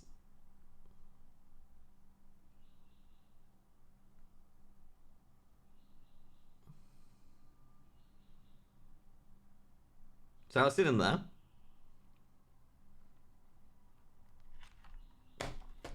Being like, I've actually taken no photos of my hotel. So this is me going to, I think it was when I just got back, because Twitchcon was closed. Because it closed at 7 p.m. Yes, this is like 7:05 p.m. By the way, 7:05, 7:06 p.m. in Amsterdam. Now, I had no night stuff to go to either because I wasn't invited to too much. I also met Annie Fischusa as I was leaving, but we didn't get a photo together because I have a lot of photos of Annie Fischusa already. So, you know, also she was very anxious because the IRL stream that she was doing wasn't working, and there was some weirdo, from what I heard, it was just from the con, and I didn't want to really bother her. Like, she wasn't in a state that she was particularly too happy. So I was just like, okay, I'll just leave her alone and go elsewhere. At the moment, like with Annie, stuff like that, like I don't, you know, when I feel like she's uncomfortable around me. That's why I said that I better leave her, because, you know, that kind of thing, you know, some people you just don't, not gel, but you leave a bad first impression where it's just like, it's hard to recover it. So I'm just like, you know what, I'll just move away from it, okay? Because I don't want to cause any more anxiety for people. So yeah, pretty much like, she was chilling there, and the stream wasn't working. I got her to meet S-Fan in the end, so that's a good thing. But anyways, let's go on. I realized that I hadn't taken so much outside the Mikio Hotel. So here's what my outside hotel looks like. Now, this is where we get to the touristy stuff, okay? So basically, TwitchCon's over. We get to the touristy stuff, basically. So this is me before my canal trip that would take. I was looking around random churches and stuff like that because I got there at 9:20, and the trip wasn't until 9:50. So I decided to go around, take a few photos of the canals and stuff like that, the houseboats, some art, the Anne Frank Museum, which I didn't realize was actually right near the area that was at, and you had to book your tickets online that were sold out for an entire day. And I didn't realize it was this close to the canals. Otherwise, I would have bought a ticket and went to the Anne Frank Museum after, the canals trip and then gone back. So pretty much as the Anne Frank wrote a diary before she was taken to Auschwitz and killed. If you guys don't know the ending of that story, I just ruined it for you. Basically, she had a diary. She was hiding out in this building for until about 1943, and then she was sent to Auschwitz, and she died at Auschwitz because they found out that she died as well because they had her records and stuff like that, and they cross-counted it. So there's a few little streets here as well. There's a church building as well. I couldn't enter the church, and that was me at the canals line. And there's a few streets here as well. I went around the bridges to take some photos. Now, as I said here, guys, I'm actually really, really good at taking photos, obviously. Like, some of these are actually incredibly good. Because my camera, my 7 Edge, is actually incredible. Now, this one's actually really good. There's a few ones that are really, really good at the canals. There's also, that says hunters and collectors. And I didn't realize that. There's some of the bikes as well. I actually had to adjust this because you can see it gleam here, and I really wanted to make sure the gleam was a lot less. Okay, that's why you can see I've adjusted it downwards. That's why I got tulips all over it. This is the Tulip Museum, but it was closed. There's a bar, Heineken. There's also some roses there as well. I didn't think that was a good shot. This is actually a really good shot. This is like a typical Dutch street. Basically, in the canals area, you can only drive like a certain car. You have to be authorized to drive in the area. My Uber couldn't make it here. I had to walk here after a certain point. And there's the bunny rabbit. I don't get. I thought this bunny rabbit was Japanese, but like they really love it in Netherlands. Okay, I never understood it. So here's an empty house that they were renovating. So I took a look in it quickly to see if there's anything inside, but they were renovating that. Take a sneaky little peek. Now, here's a more flower bicycle here as well. I think I got a lot better picture of it as well. Walked back and took a better picture of it. I had to make sure nothing was on the road because the paths there are really, really narrow. It's also another good picture of Amsterdam. There's a lot of fucking bikes, by the way. Like, literally, there's a bike every fucking meter in this area, or centimeter in this area. As you can see here, there's 2 bikes. But that's a really good picture of the canals, eh? Like, really good fucking picture.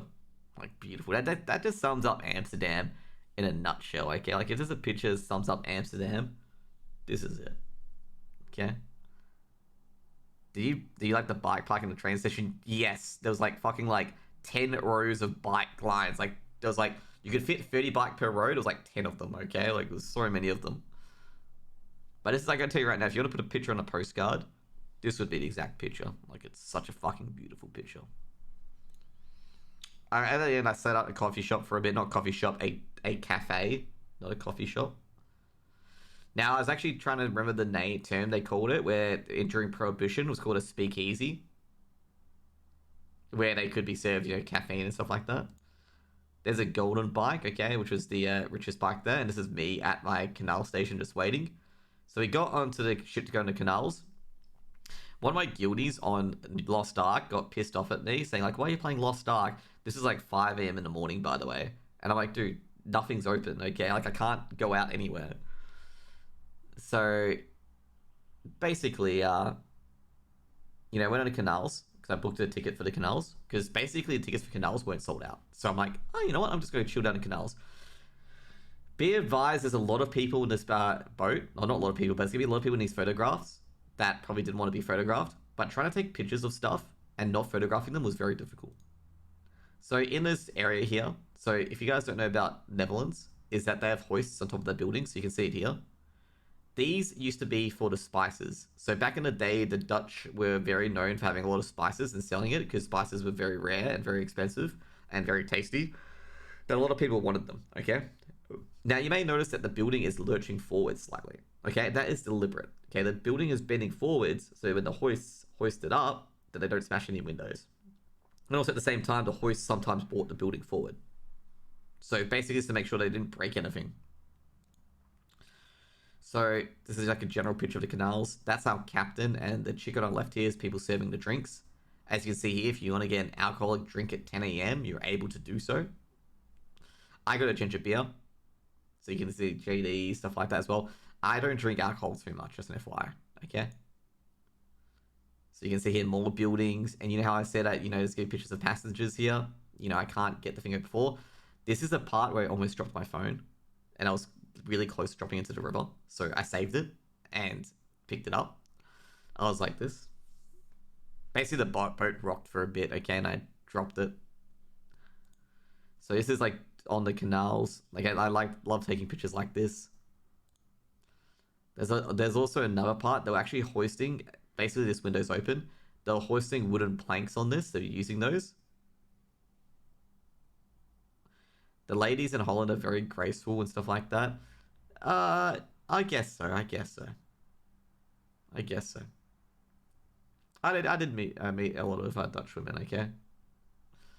I had to look up, obviously. But with the women, it's a bit, it's basically generally the same.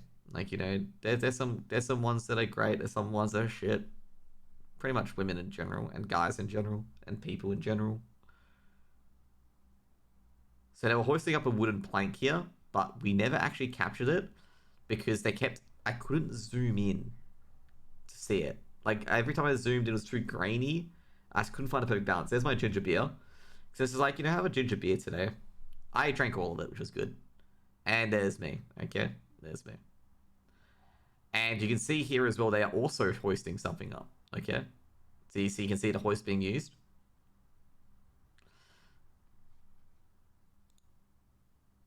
Oh, you do see it. Okay, you can see it here. There's a wooden plank right here. There is a wooden plank right here they're hoisting up. That's not the building. You can see it's not the building because like it stays out. Like I didn't realize I captured it in the selfie.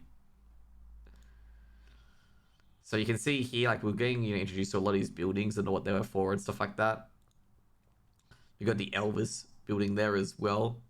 Basically, they did talk about Elvis being there, so I took a picture of that. Now, basically, our tour guide said it's like the perfect spot. So if you guys don't know, this is a coffee shop, burger bar, and another coffee shop. And she said it's like perfect placement. So if you guys are unaware of how Netherlands works, okay? Coffee shops is where you can buy weed if you're a Dutch resident, okay? You get the munchies, you go to the burger bar. Interesting. And there's 2 coffee shops nearby, okay? Now, also as well in the Netherlands, like if you don't know, basically you got taxed on the width of your building, okay? Width of the ground floor. So a lot of people had thinner buildings to get less tax. And then they started taxing on your windows, they started taxing on your walls, they started taxing on your stairs, and stuff like that, okay? We'll get to that later. You'll see a lot of buildings with stairs and stuff like that, and windows and stuff like that. So you can see here, like a lot of buildings here are very, very thin. Very, very thin. And then this is like the rich area. You can see here, this guy has a wide building. Stairs. 2 stairs, okay? And basically in the Netherlands, it's actually a funny part about Netherlands. The people who pay the most tax are the people who can run for government, okay? Like if you pay no tax, you get less of a chance of running for government, okay, in the Netherlands, okay? And they said it was not democratic, or it wasn't democratic. But basically, it's if you paid most of the taxes, you were generally the mayor of that area, you managed the area, essentially, okay? So that's pretty much it.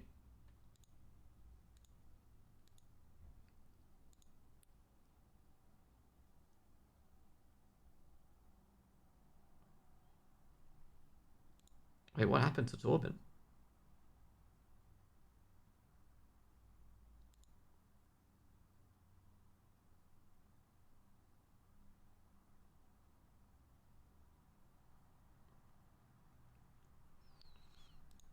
Never mind. But anyway, continue. Torben, one of the dudes that I talked to at DreamHack quite a bit, just got let go by DreamHack. Shit, man. That's not good.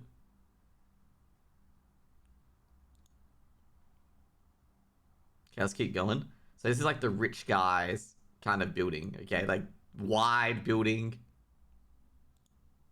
Also, we get to some points later as well. There's a lot of dumpsters there as well. So you can see it's like a typical rich guy's building as well. Like we get to the rich district. Now we got to the houseboats. So there's a lot of different houseboats here. The houseboats here, funnily enough, in the Netherlands, they only float, and there are no motors in the boat. Okay, no motors whatsoever. You can't drive your houseboat around in the Netherlands. And the houseboats are directly linked to the sewage system, okay? So all their shit goes to the sewage, okay? So they're just basically stuck there, okay? You can't move them. So next few pictures are pictures of houseboats. This is the oldest houseboat in Amsterdam, and this houseboat is not linked to the sewage system, okay? So if you take a shit, it pops out in the river, okay? So you have a floaty in the river. If you take a piss, it goes in the river as well, okay? So to stay in these, it costs 900 euros per night to stay in these, which is not worth it, okay? I'll tell you right now, do not stay in a houseboat, stay in a hotel. It cost me 250 euros per night to stay in the Mercure Hotel, which is obviously a lot cheaper. Now, basically, a lot of these houseboats are Airbnbs. So you can see here with the blinds up, they're the ones that are Airbnbs, okay? Now, with a Dutch tradition, the ones that are open, to say the least, the river is non-potable water. The water's actually really clean in the river, okay? Really, really clean. Other than that one houseboat that puts anything into the river. Now, with the canals as well, the canals, they dug it by hand so the water could get in. They dug it literally by hand. It's only 4 meters. It's only 3 meters deep. Which, in Amsterdam, they say it's 1 meter water, 1 meter bikes, because people throw bikes in the river, and 1 meter dirt. Okay? That's literally what it is, okay? They actually have a machine that gets all the bikes out of river, okay? Because it's somehow so many bikes fall in the river, and they get it out. More houseboats. Now we get out to the main river, River Amster. So Amsterdam is the name of the dam. So Amster is the river, and they dammed the river, so that's why it's called Amsterdam. If you guys are unaware of it, okay? That's why it's called Amsterdam. It is literally a name of a dam. That's the capital city in the Netherlands, okay? So here's where the dam is, okay? So these locks, like when the River Amster flooded, they would put up the locks so water couldn't flood anywhere else, okay? So they locked up the water in an area to prevent flooding.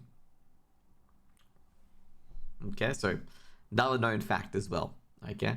And they also keep ships out. You know, the unwanted ships and stuff like that, obviously, as well. And they don't use that anymore because they got different systems to manage floods, like, you know, basically directing water elsewhere. But this is what it used to be for. And this is the part where this guy is basically discussing it. Now you can see here that, like, you get some of the richer buildings as well. You can see how wide, like, this building is, for example, like very, very wide, beautiful. And then we go through the known thing as the love bridge or the hugging bridge, because basically back in the day, both sides are building a bridge, and the problem was they got to the middle and they ran out of money, so they couldn't build the rest of the bridge. So you can see here, like, that you can see where they ran out of money. So here and here. So what they did was they got a single wooden plank to get to the other side and balanced it. So if you wanted to get to the other side and someone was coming the other direction, you would have to hug and then move the other person to the other side and then keep walking. So that's why they call it a lover's bridge, because you have to hug, basically, okay? And eventually, obviously, they finished the bridge, okay? Someone got too familiar with someone, and that someone just wanted to be like, nah, I've had enough of this, okay? And basically built a bridge. And, you know, there's an interesting story. I've never actually had that before, where people ran out of money as they tried to build a bridge, and no one helped them out to build more money. Or not build more money, but build it, you know, finish it off. So a few more houseboats. Okay, this is what I'm talking about. This is the ship that fishes out the bikes, okay? There's trash, obviously, here to get the trash. And then there's literally a fucking crane, a magnetic crane that goes in and picks up the bikes and puts it in, okay? Not even joking, okay? Not even joking. And there's also another tour ship with their boat. Now, this is what you call the Opera House. Okay, they have an Opera House here that they didn't want to be built. This is during a time where, like, they were having a big housing crisis in World War II. And they were, like, thinking, like, you know, the Dutch people go, you know what people need instead of housing? They need a Opera House. Okay, instead of building, like, apartments and stuff like that here, they built a goddamn Opera House. Okay, and it's called the Opera of Shame because they went and built it anyway. They call it the Opera of Shame is because they ignored people's requests for housing after World War II to build a giant opera house. Not to mention there used to be houses here, but they're all knocked down during World War II to build said opera house because they. If you guys do not know at this point, World War II, Netherlands were occupied by Germany. Okay, because Germany invaded everywhere in mainland Europe, other than Spain, who were in a civil war, and I think the west of France, which hadn't been taken over yet, but like if English left France to their own devices, France would be taken over by Germany. Um, that's pretty much it. Like basically, like you know, there was nowhere really to land for like the English. So basically, at this point, like mainland Europe was owned by the Nazis, and their homes were cleared out because this was a Jewish ghetto. Okay, before they made the Opera House, and you know what obviously the Nazis did, and they cleaned them all out, and they talked about it slightly, but didn't want to talk about it too much. And that's what they did. And then basically they decided, let's build an opera house on it. This is the Dutch government after World War II, by the way. And they did. And it's called the Opera of Shame because of it. Now we've got some more houseboats. This is the most luxurious houseboat you can get. And then there's some more buildings. We're getting to more richer area as well. When you see buildings made out of stone, you're getting to the richer area.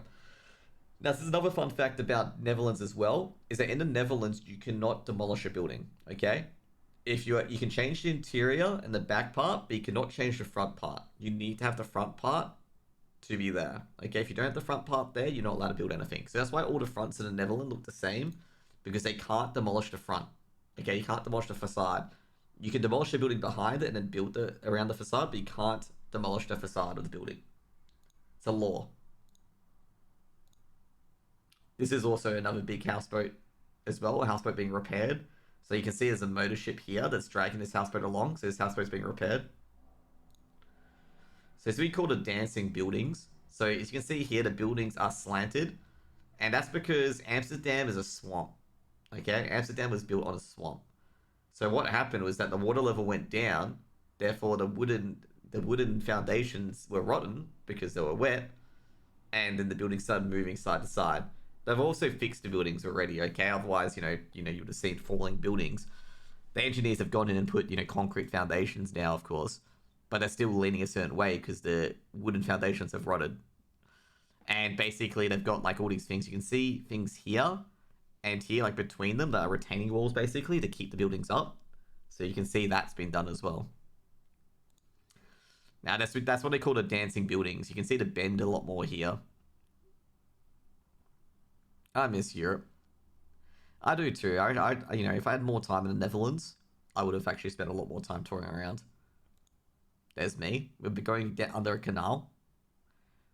I tried to take pictures of under the canal, but it didn't work. Now, this is what I'm talking about. You know how you can't demolish a facade?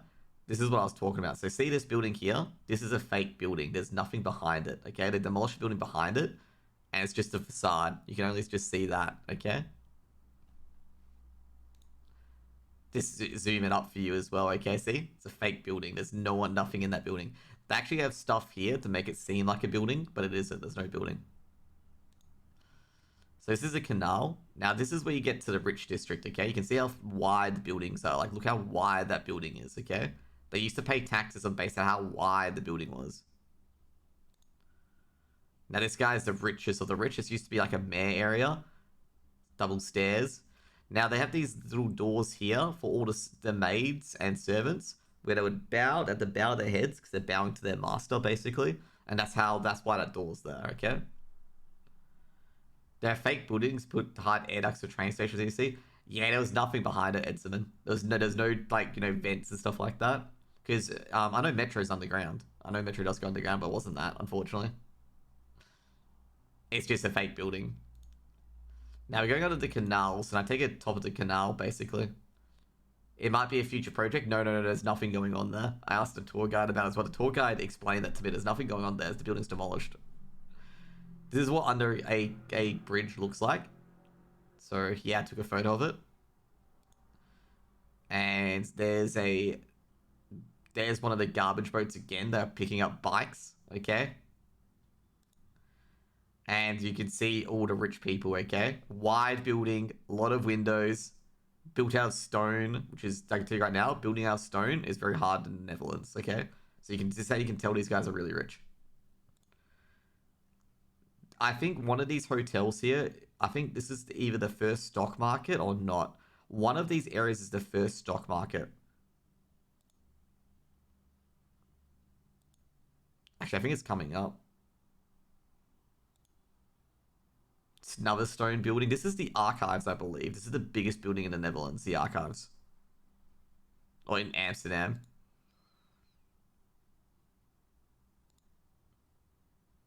Yeah, here it is. Here's the first stock exchange, okay? Here's the first stock exchange. Now, the reason why they put this metal railing up is to transport more spices around, because it used to be a commodity stock exchange.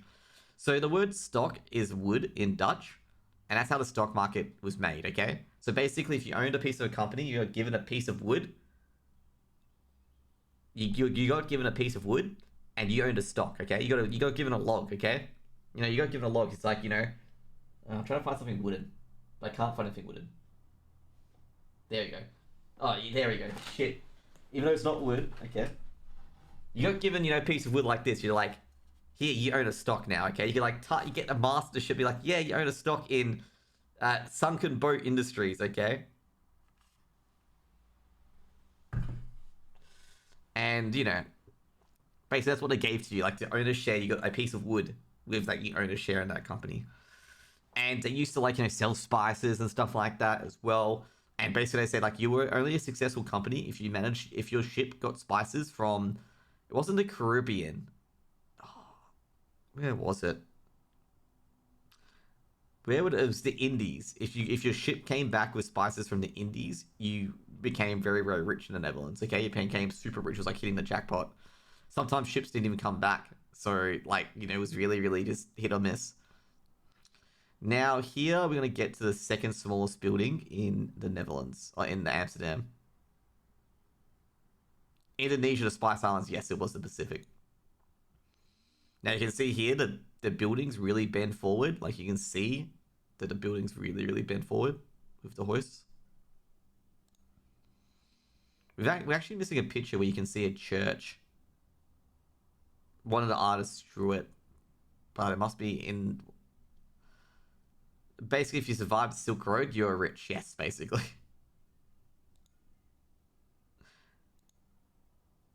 So all these buildings here is owned by the Waldorf Hotel. So you can see the Waldorf Hotel around here. All these buildings are owned by the Waldorf Hotel, and they all link up now. And there's only one family generation that own a building on this rich area. This is like the rich area of Amsterdam. There's only one family that own an entire building here. Everything else is owned by companies. And their building at the moment is worth 250 million euros.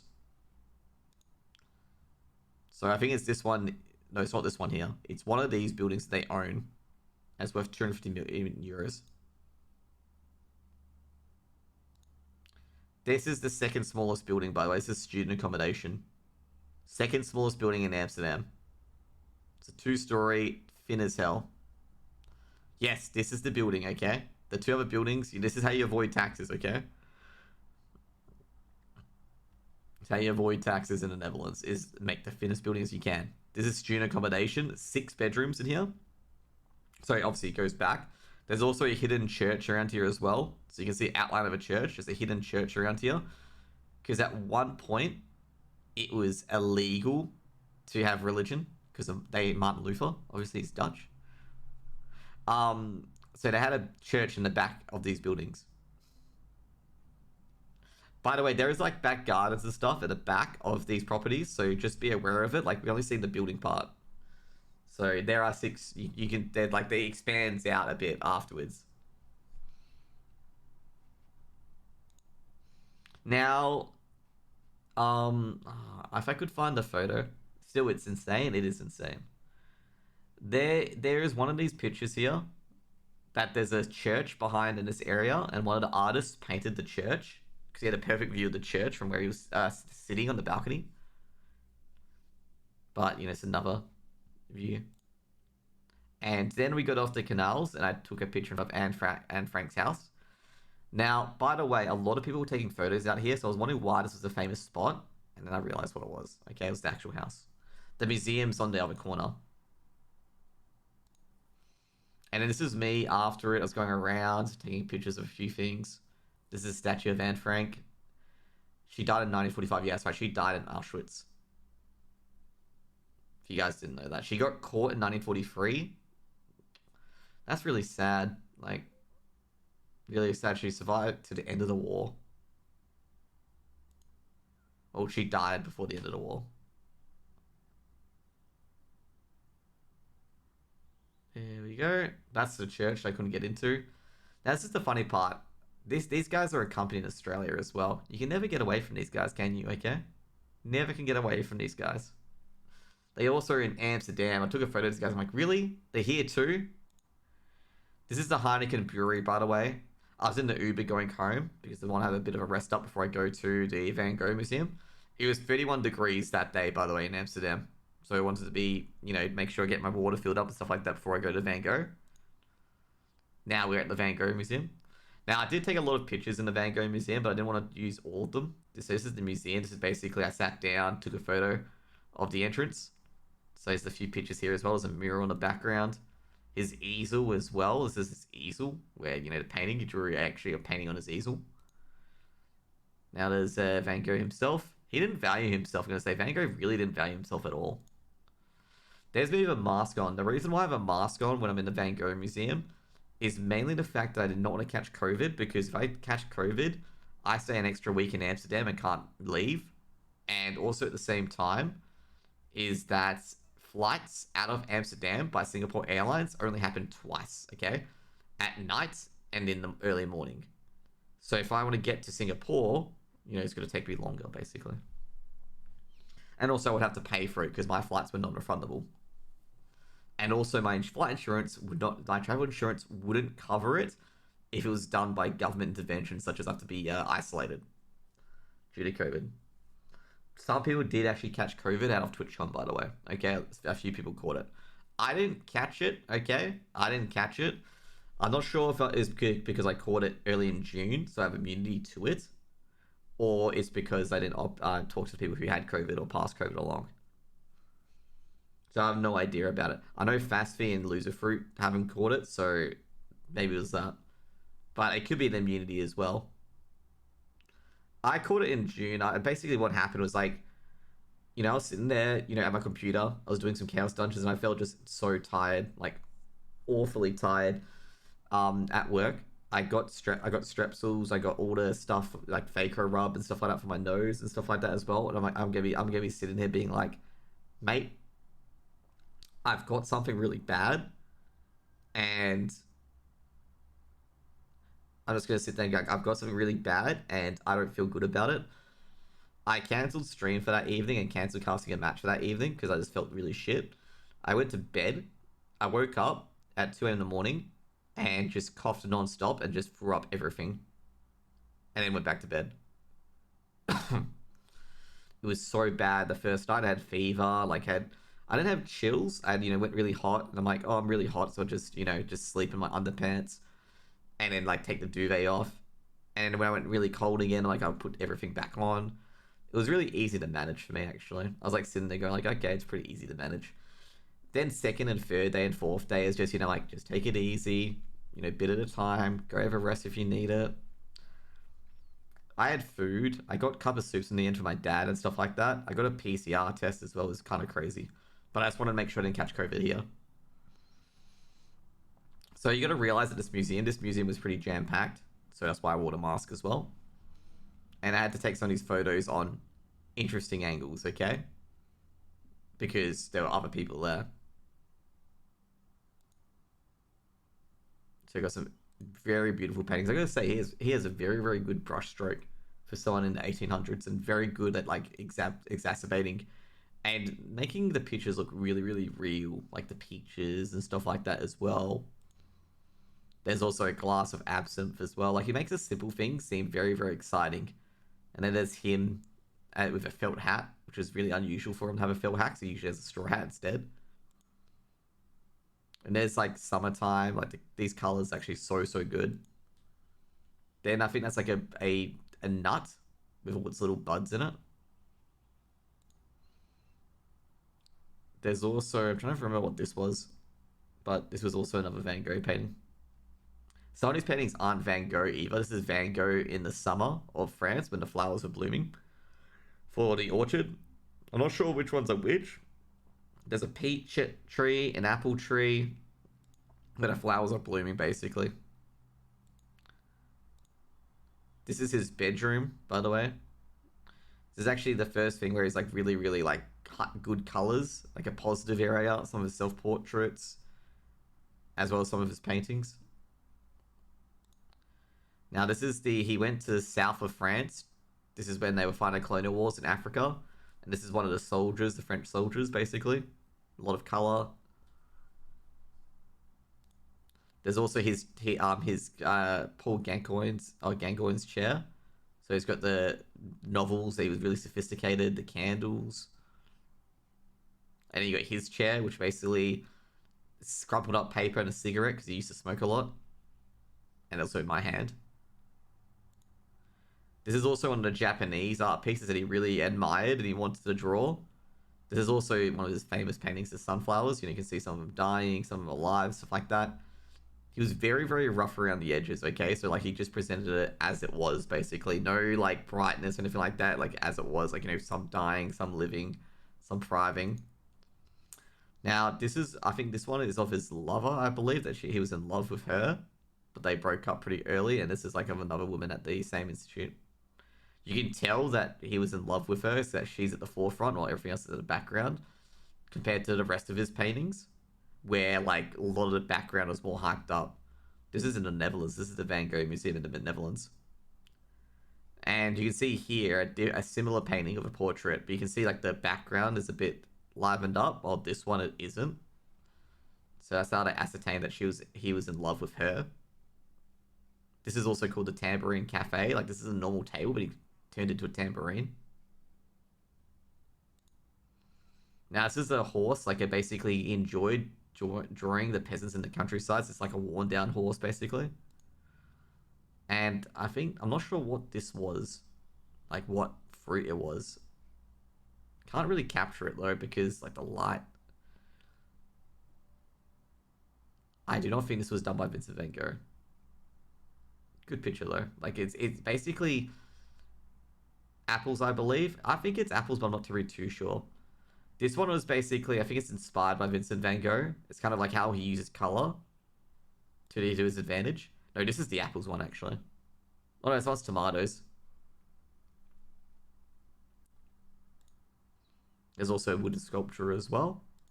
And also, this is another one as well, which I did really enjoy, is his painting of the mountainside in the countryside of France. There's also another self-portrait of him. By the way, he has a lot of self-portraits because he couldn't hire models. So he had to draw himself if he wanted to paint more. Because you got to remember, Vincent van Gogh didn't sell any paintings. Just remember that, okay? The first painting that he sold was a painting that his brother sold, okay? Of his, okay? Because if you guys don't know the tragic story of Vincent van Gogh, he got himself admitted to a mental asylum. He came out, and I think he shot himself in the chest, okay? After cutting off his own ear and stuff like that. He shot himself in the chest and died. And I think basically Theo, after realizing how good his painting was, named his son after him, okay? This is while Vincent was alive. And basically, I think after Van Gogh died, his brother Theo died, like, I think about, like, 6 months later from, I think it was I'm trying to think of it. I think it was something to do with tuberculosis, something like that. I'm not too sure how his brother Theo died, but it was due to age. And the person who founded the museum was his son, Vincent. Theo's son, Vincent, made the museum because he's got all the art. He's got all of Vincent van Gogh's art. Because Theo only sold one painting. I think Theo only sold a few paintings of Vincent's work, and he got a lot of money for it. Like, Theo got a lot of money for it. And he was amazed that his brother couldn't sell any of his paintings. Like, he was just amazed. He's like, this is gold. So you can see here's a lot of self-portrait from other artists as well. Like, this is not Van Gogh, obviously. Like, these are all other artists doing similar things to what, Van Gogh did. And there's also a self-portrait of Van Gogh painting the sunflowers. So obviously that's the sunflower image that he's trying to paint, and he's looking at it. And also this I actually posted his Twitter. Why so serious? This is the part where his mental just goes downhill. And one of the doctor prescribes him to keep painting to keep his mental going. So this is another one as well. This is like, some of these are outside the asylum where he's painting. And I think these are all like, landscape ones as well. This is also another artist. You can see here, it's another artist. You can see here, it's not Van Gogh. He's drawing himself painting like a pig's head, basically. And then you got, this is Vincent, by the way, Theo's son, looking at Vincent Van Gogh's sunflowers and loving it. So this is the guy who made the museum in the first place. So he's the one that made the Van Gogh Museum, then funded it. Because he realized, then and there that, like, we can do this. Like, he's got... And this is like his skull that he drew as well. The boots, flowers. A lot of people said his skull was very grisly and very raw. So a lot of people didn't enjoy it.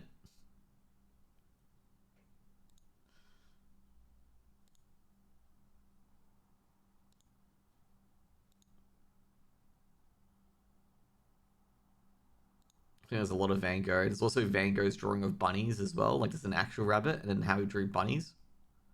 Like, they don't look exactly like it, but they look pretty good. There's a French countryside. There's actually a weird painting. People are not sure whether you're looking at a branch or is he under the tree. Like, this is an optical illusion. I believe he's under the tree. That's my POV. I think he's under the tree. It's not of a branch. He's under the tree. This is also another art that inspired as well. It's another artist that did this. This is also like from other artists using his colors as well. Like, this is another artist drawing a old man. And there's another artist here, the painting's called the blue dress. So it's meant to highlight the dress. And like, you can see the use of color here. This is not another, obviously, you can tell it's not a Van Gogh painting because Van Gogh's painting's very rough. This is very smooth. Like, you can tell, like, this is a Van Gogh painting. Like, it's very rough. Very, very rough on the colors. Like, the line strokes aren't perfect. And this is another artist as well, like, basically highlighting, like, a woman and a guy hugging, by the way. Okay? This is not just one person, believe it or not. This is of one of the communist leaders in Russia. Like, there's a lot of portraits where they use color. Like, he's not against the red background. He put the communist flag behind the person. And this is another picture of Van Gogh. Like, you can see, like, the roughness. This is about the irises. I'm very sure it's the irises, right? Very sure. And these are all the people that support him. Support the thingos. Oh, it wasn't very clear. But Hyundai is one of them. And then I went to the Eden et al. Exhibit. So there's a few Van Gogh paintings here as well. But overall, like, with this exhibit, very simple, very simplistic, and very shape-oriented. I can tell you right now, I'm not really a person for that, okay? I picked out some of the photos that I enjoyed. Like, some of them were pretty, like, too simple. But this one's pretty good. It's a picture of the mountainside and stuff like that. There's a lot of Van Gogh pictures as well. I was going to say, like, I'm just not for the simplistic approach of painting. Like, I prefer, like, all the small details and stuff like that to be in it. And it's just basically allowing the colors to express things and stuff like that as well. So you can see I've taken all the photos of Van Gogh, or paintings of Van Gogh, and a few pictures from Ito Adan. And then we go outside the museum. This is where the trip's going to end, by the way. And there's the one of the good hotels here as well that I took a photo of. And there's a statue there as well. And this is there on the way home to the Mercure. Like, this is where I stayed around. And there we go. That's the Mercure Hotel. And that's 5 a.m. in the morning, by the way. So with me waking up at 5 a.m. in the morning, my flight was until 11. But the airport in Amsterdam is fucked. Okay, it's literally fucked. It's super short staffed. And we had our flight delayed for 30 minutes as well because we didn't have enough staff to taxi us out. Security lines could be up to 4 hours. I got through security in about 30 minutes, fortunately, which was a godsend. So I sat there playing Lost Ark for a bit while we waited. But yeah, here's the Rye. So it's the front version of the Rye at 5 a.m. The guy, so it was going to be 38 that day, 36 that day in Amsterdam. And the guy, my taxi driver, had just had pajama pants on and a t-shirt. And I'm like, it's going to be, I know, it's going to be one of those kind of days, isn't it? And he's like nodding to me going, yeah, it's going to be one of those kind of days where it's just going to be ridiculously hot. And I talked to him like in Australia, I'm like, yeah, Australia, we do this as well. Okay, like we do, like this is us basically. We wear the shortest shorts because it's going to be hot as hell. This is in Amsterdam Airport. Like, this is in Amsterdam Airport. This is where I'd like suited up to play Lost Ark for a bit. You can see here, I believe, you can see like it's the gates open at 11, I believe. Now these are the fishies. Like I walked around. I shouldn't have left my luggage, by the way. But these are some of the fishes that were in the Amsterdam airport. And then this is me flying back to Perth. So this is an aerial view of Perth. So you guys are unaware that I live in Perth, Australia. And basically you can see the suburbs and stuff like that as well. I couldn't find my suburb. I think my suburb, this is coming in from the north. And that's pretty much it, okay? Now we do have Liam's photo of Jack. So there's me, obviously. There's Jack and there's Jojo Solos. So I think I linked them earlier in the stream as well, but that's JVCKK, so it's Jack. That's Liam. That's Jojo. I'm taller than Jojo, by the way, okay? We'll go that way, okay? I'm taller than Jojo, and I'm taller than Mimi. Despite Mimi doesn't want to admit it, okay? Or Michaela. Is that it? That is it, actually. So pretty much, guys, on YouTube, if you guys enjoyed the little adventures on my TwitchCon and Amsterdam adventures, like, comment, subscribe. I know it's been a long video. Okay, it's been a long video, but thank you guys for watching it. And guys, you know, TwitchCon was really, really amazing as well. Overall, I really, really enjoyed this trip. Probably not one of my best trips, like as in like, you know, me going out to a lot of places, because like the nightlife in Amsterdam was pretty good, but I couldn't really go out because jet lag was killing me, and I was like super tired at like 9 o'clock and couldn't really function, which meant I just like passed out.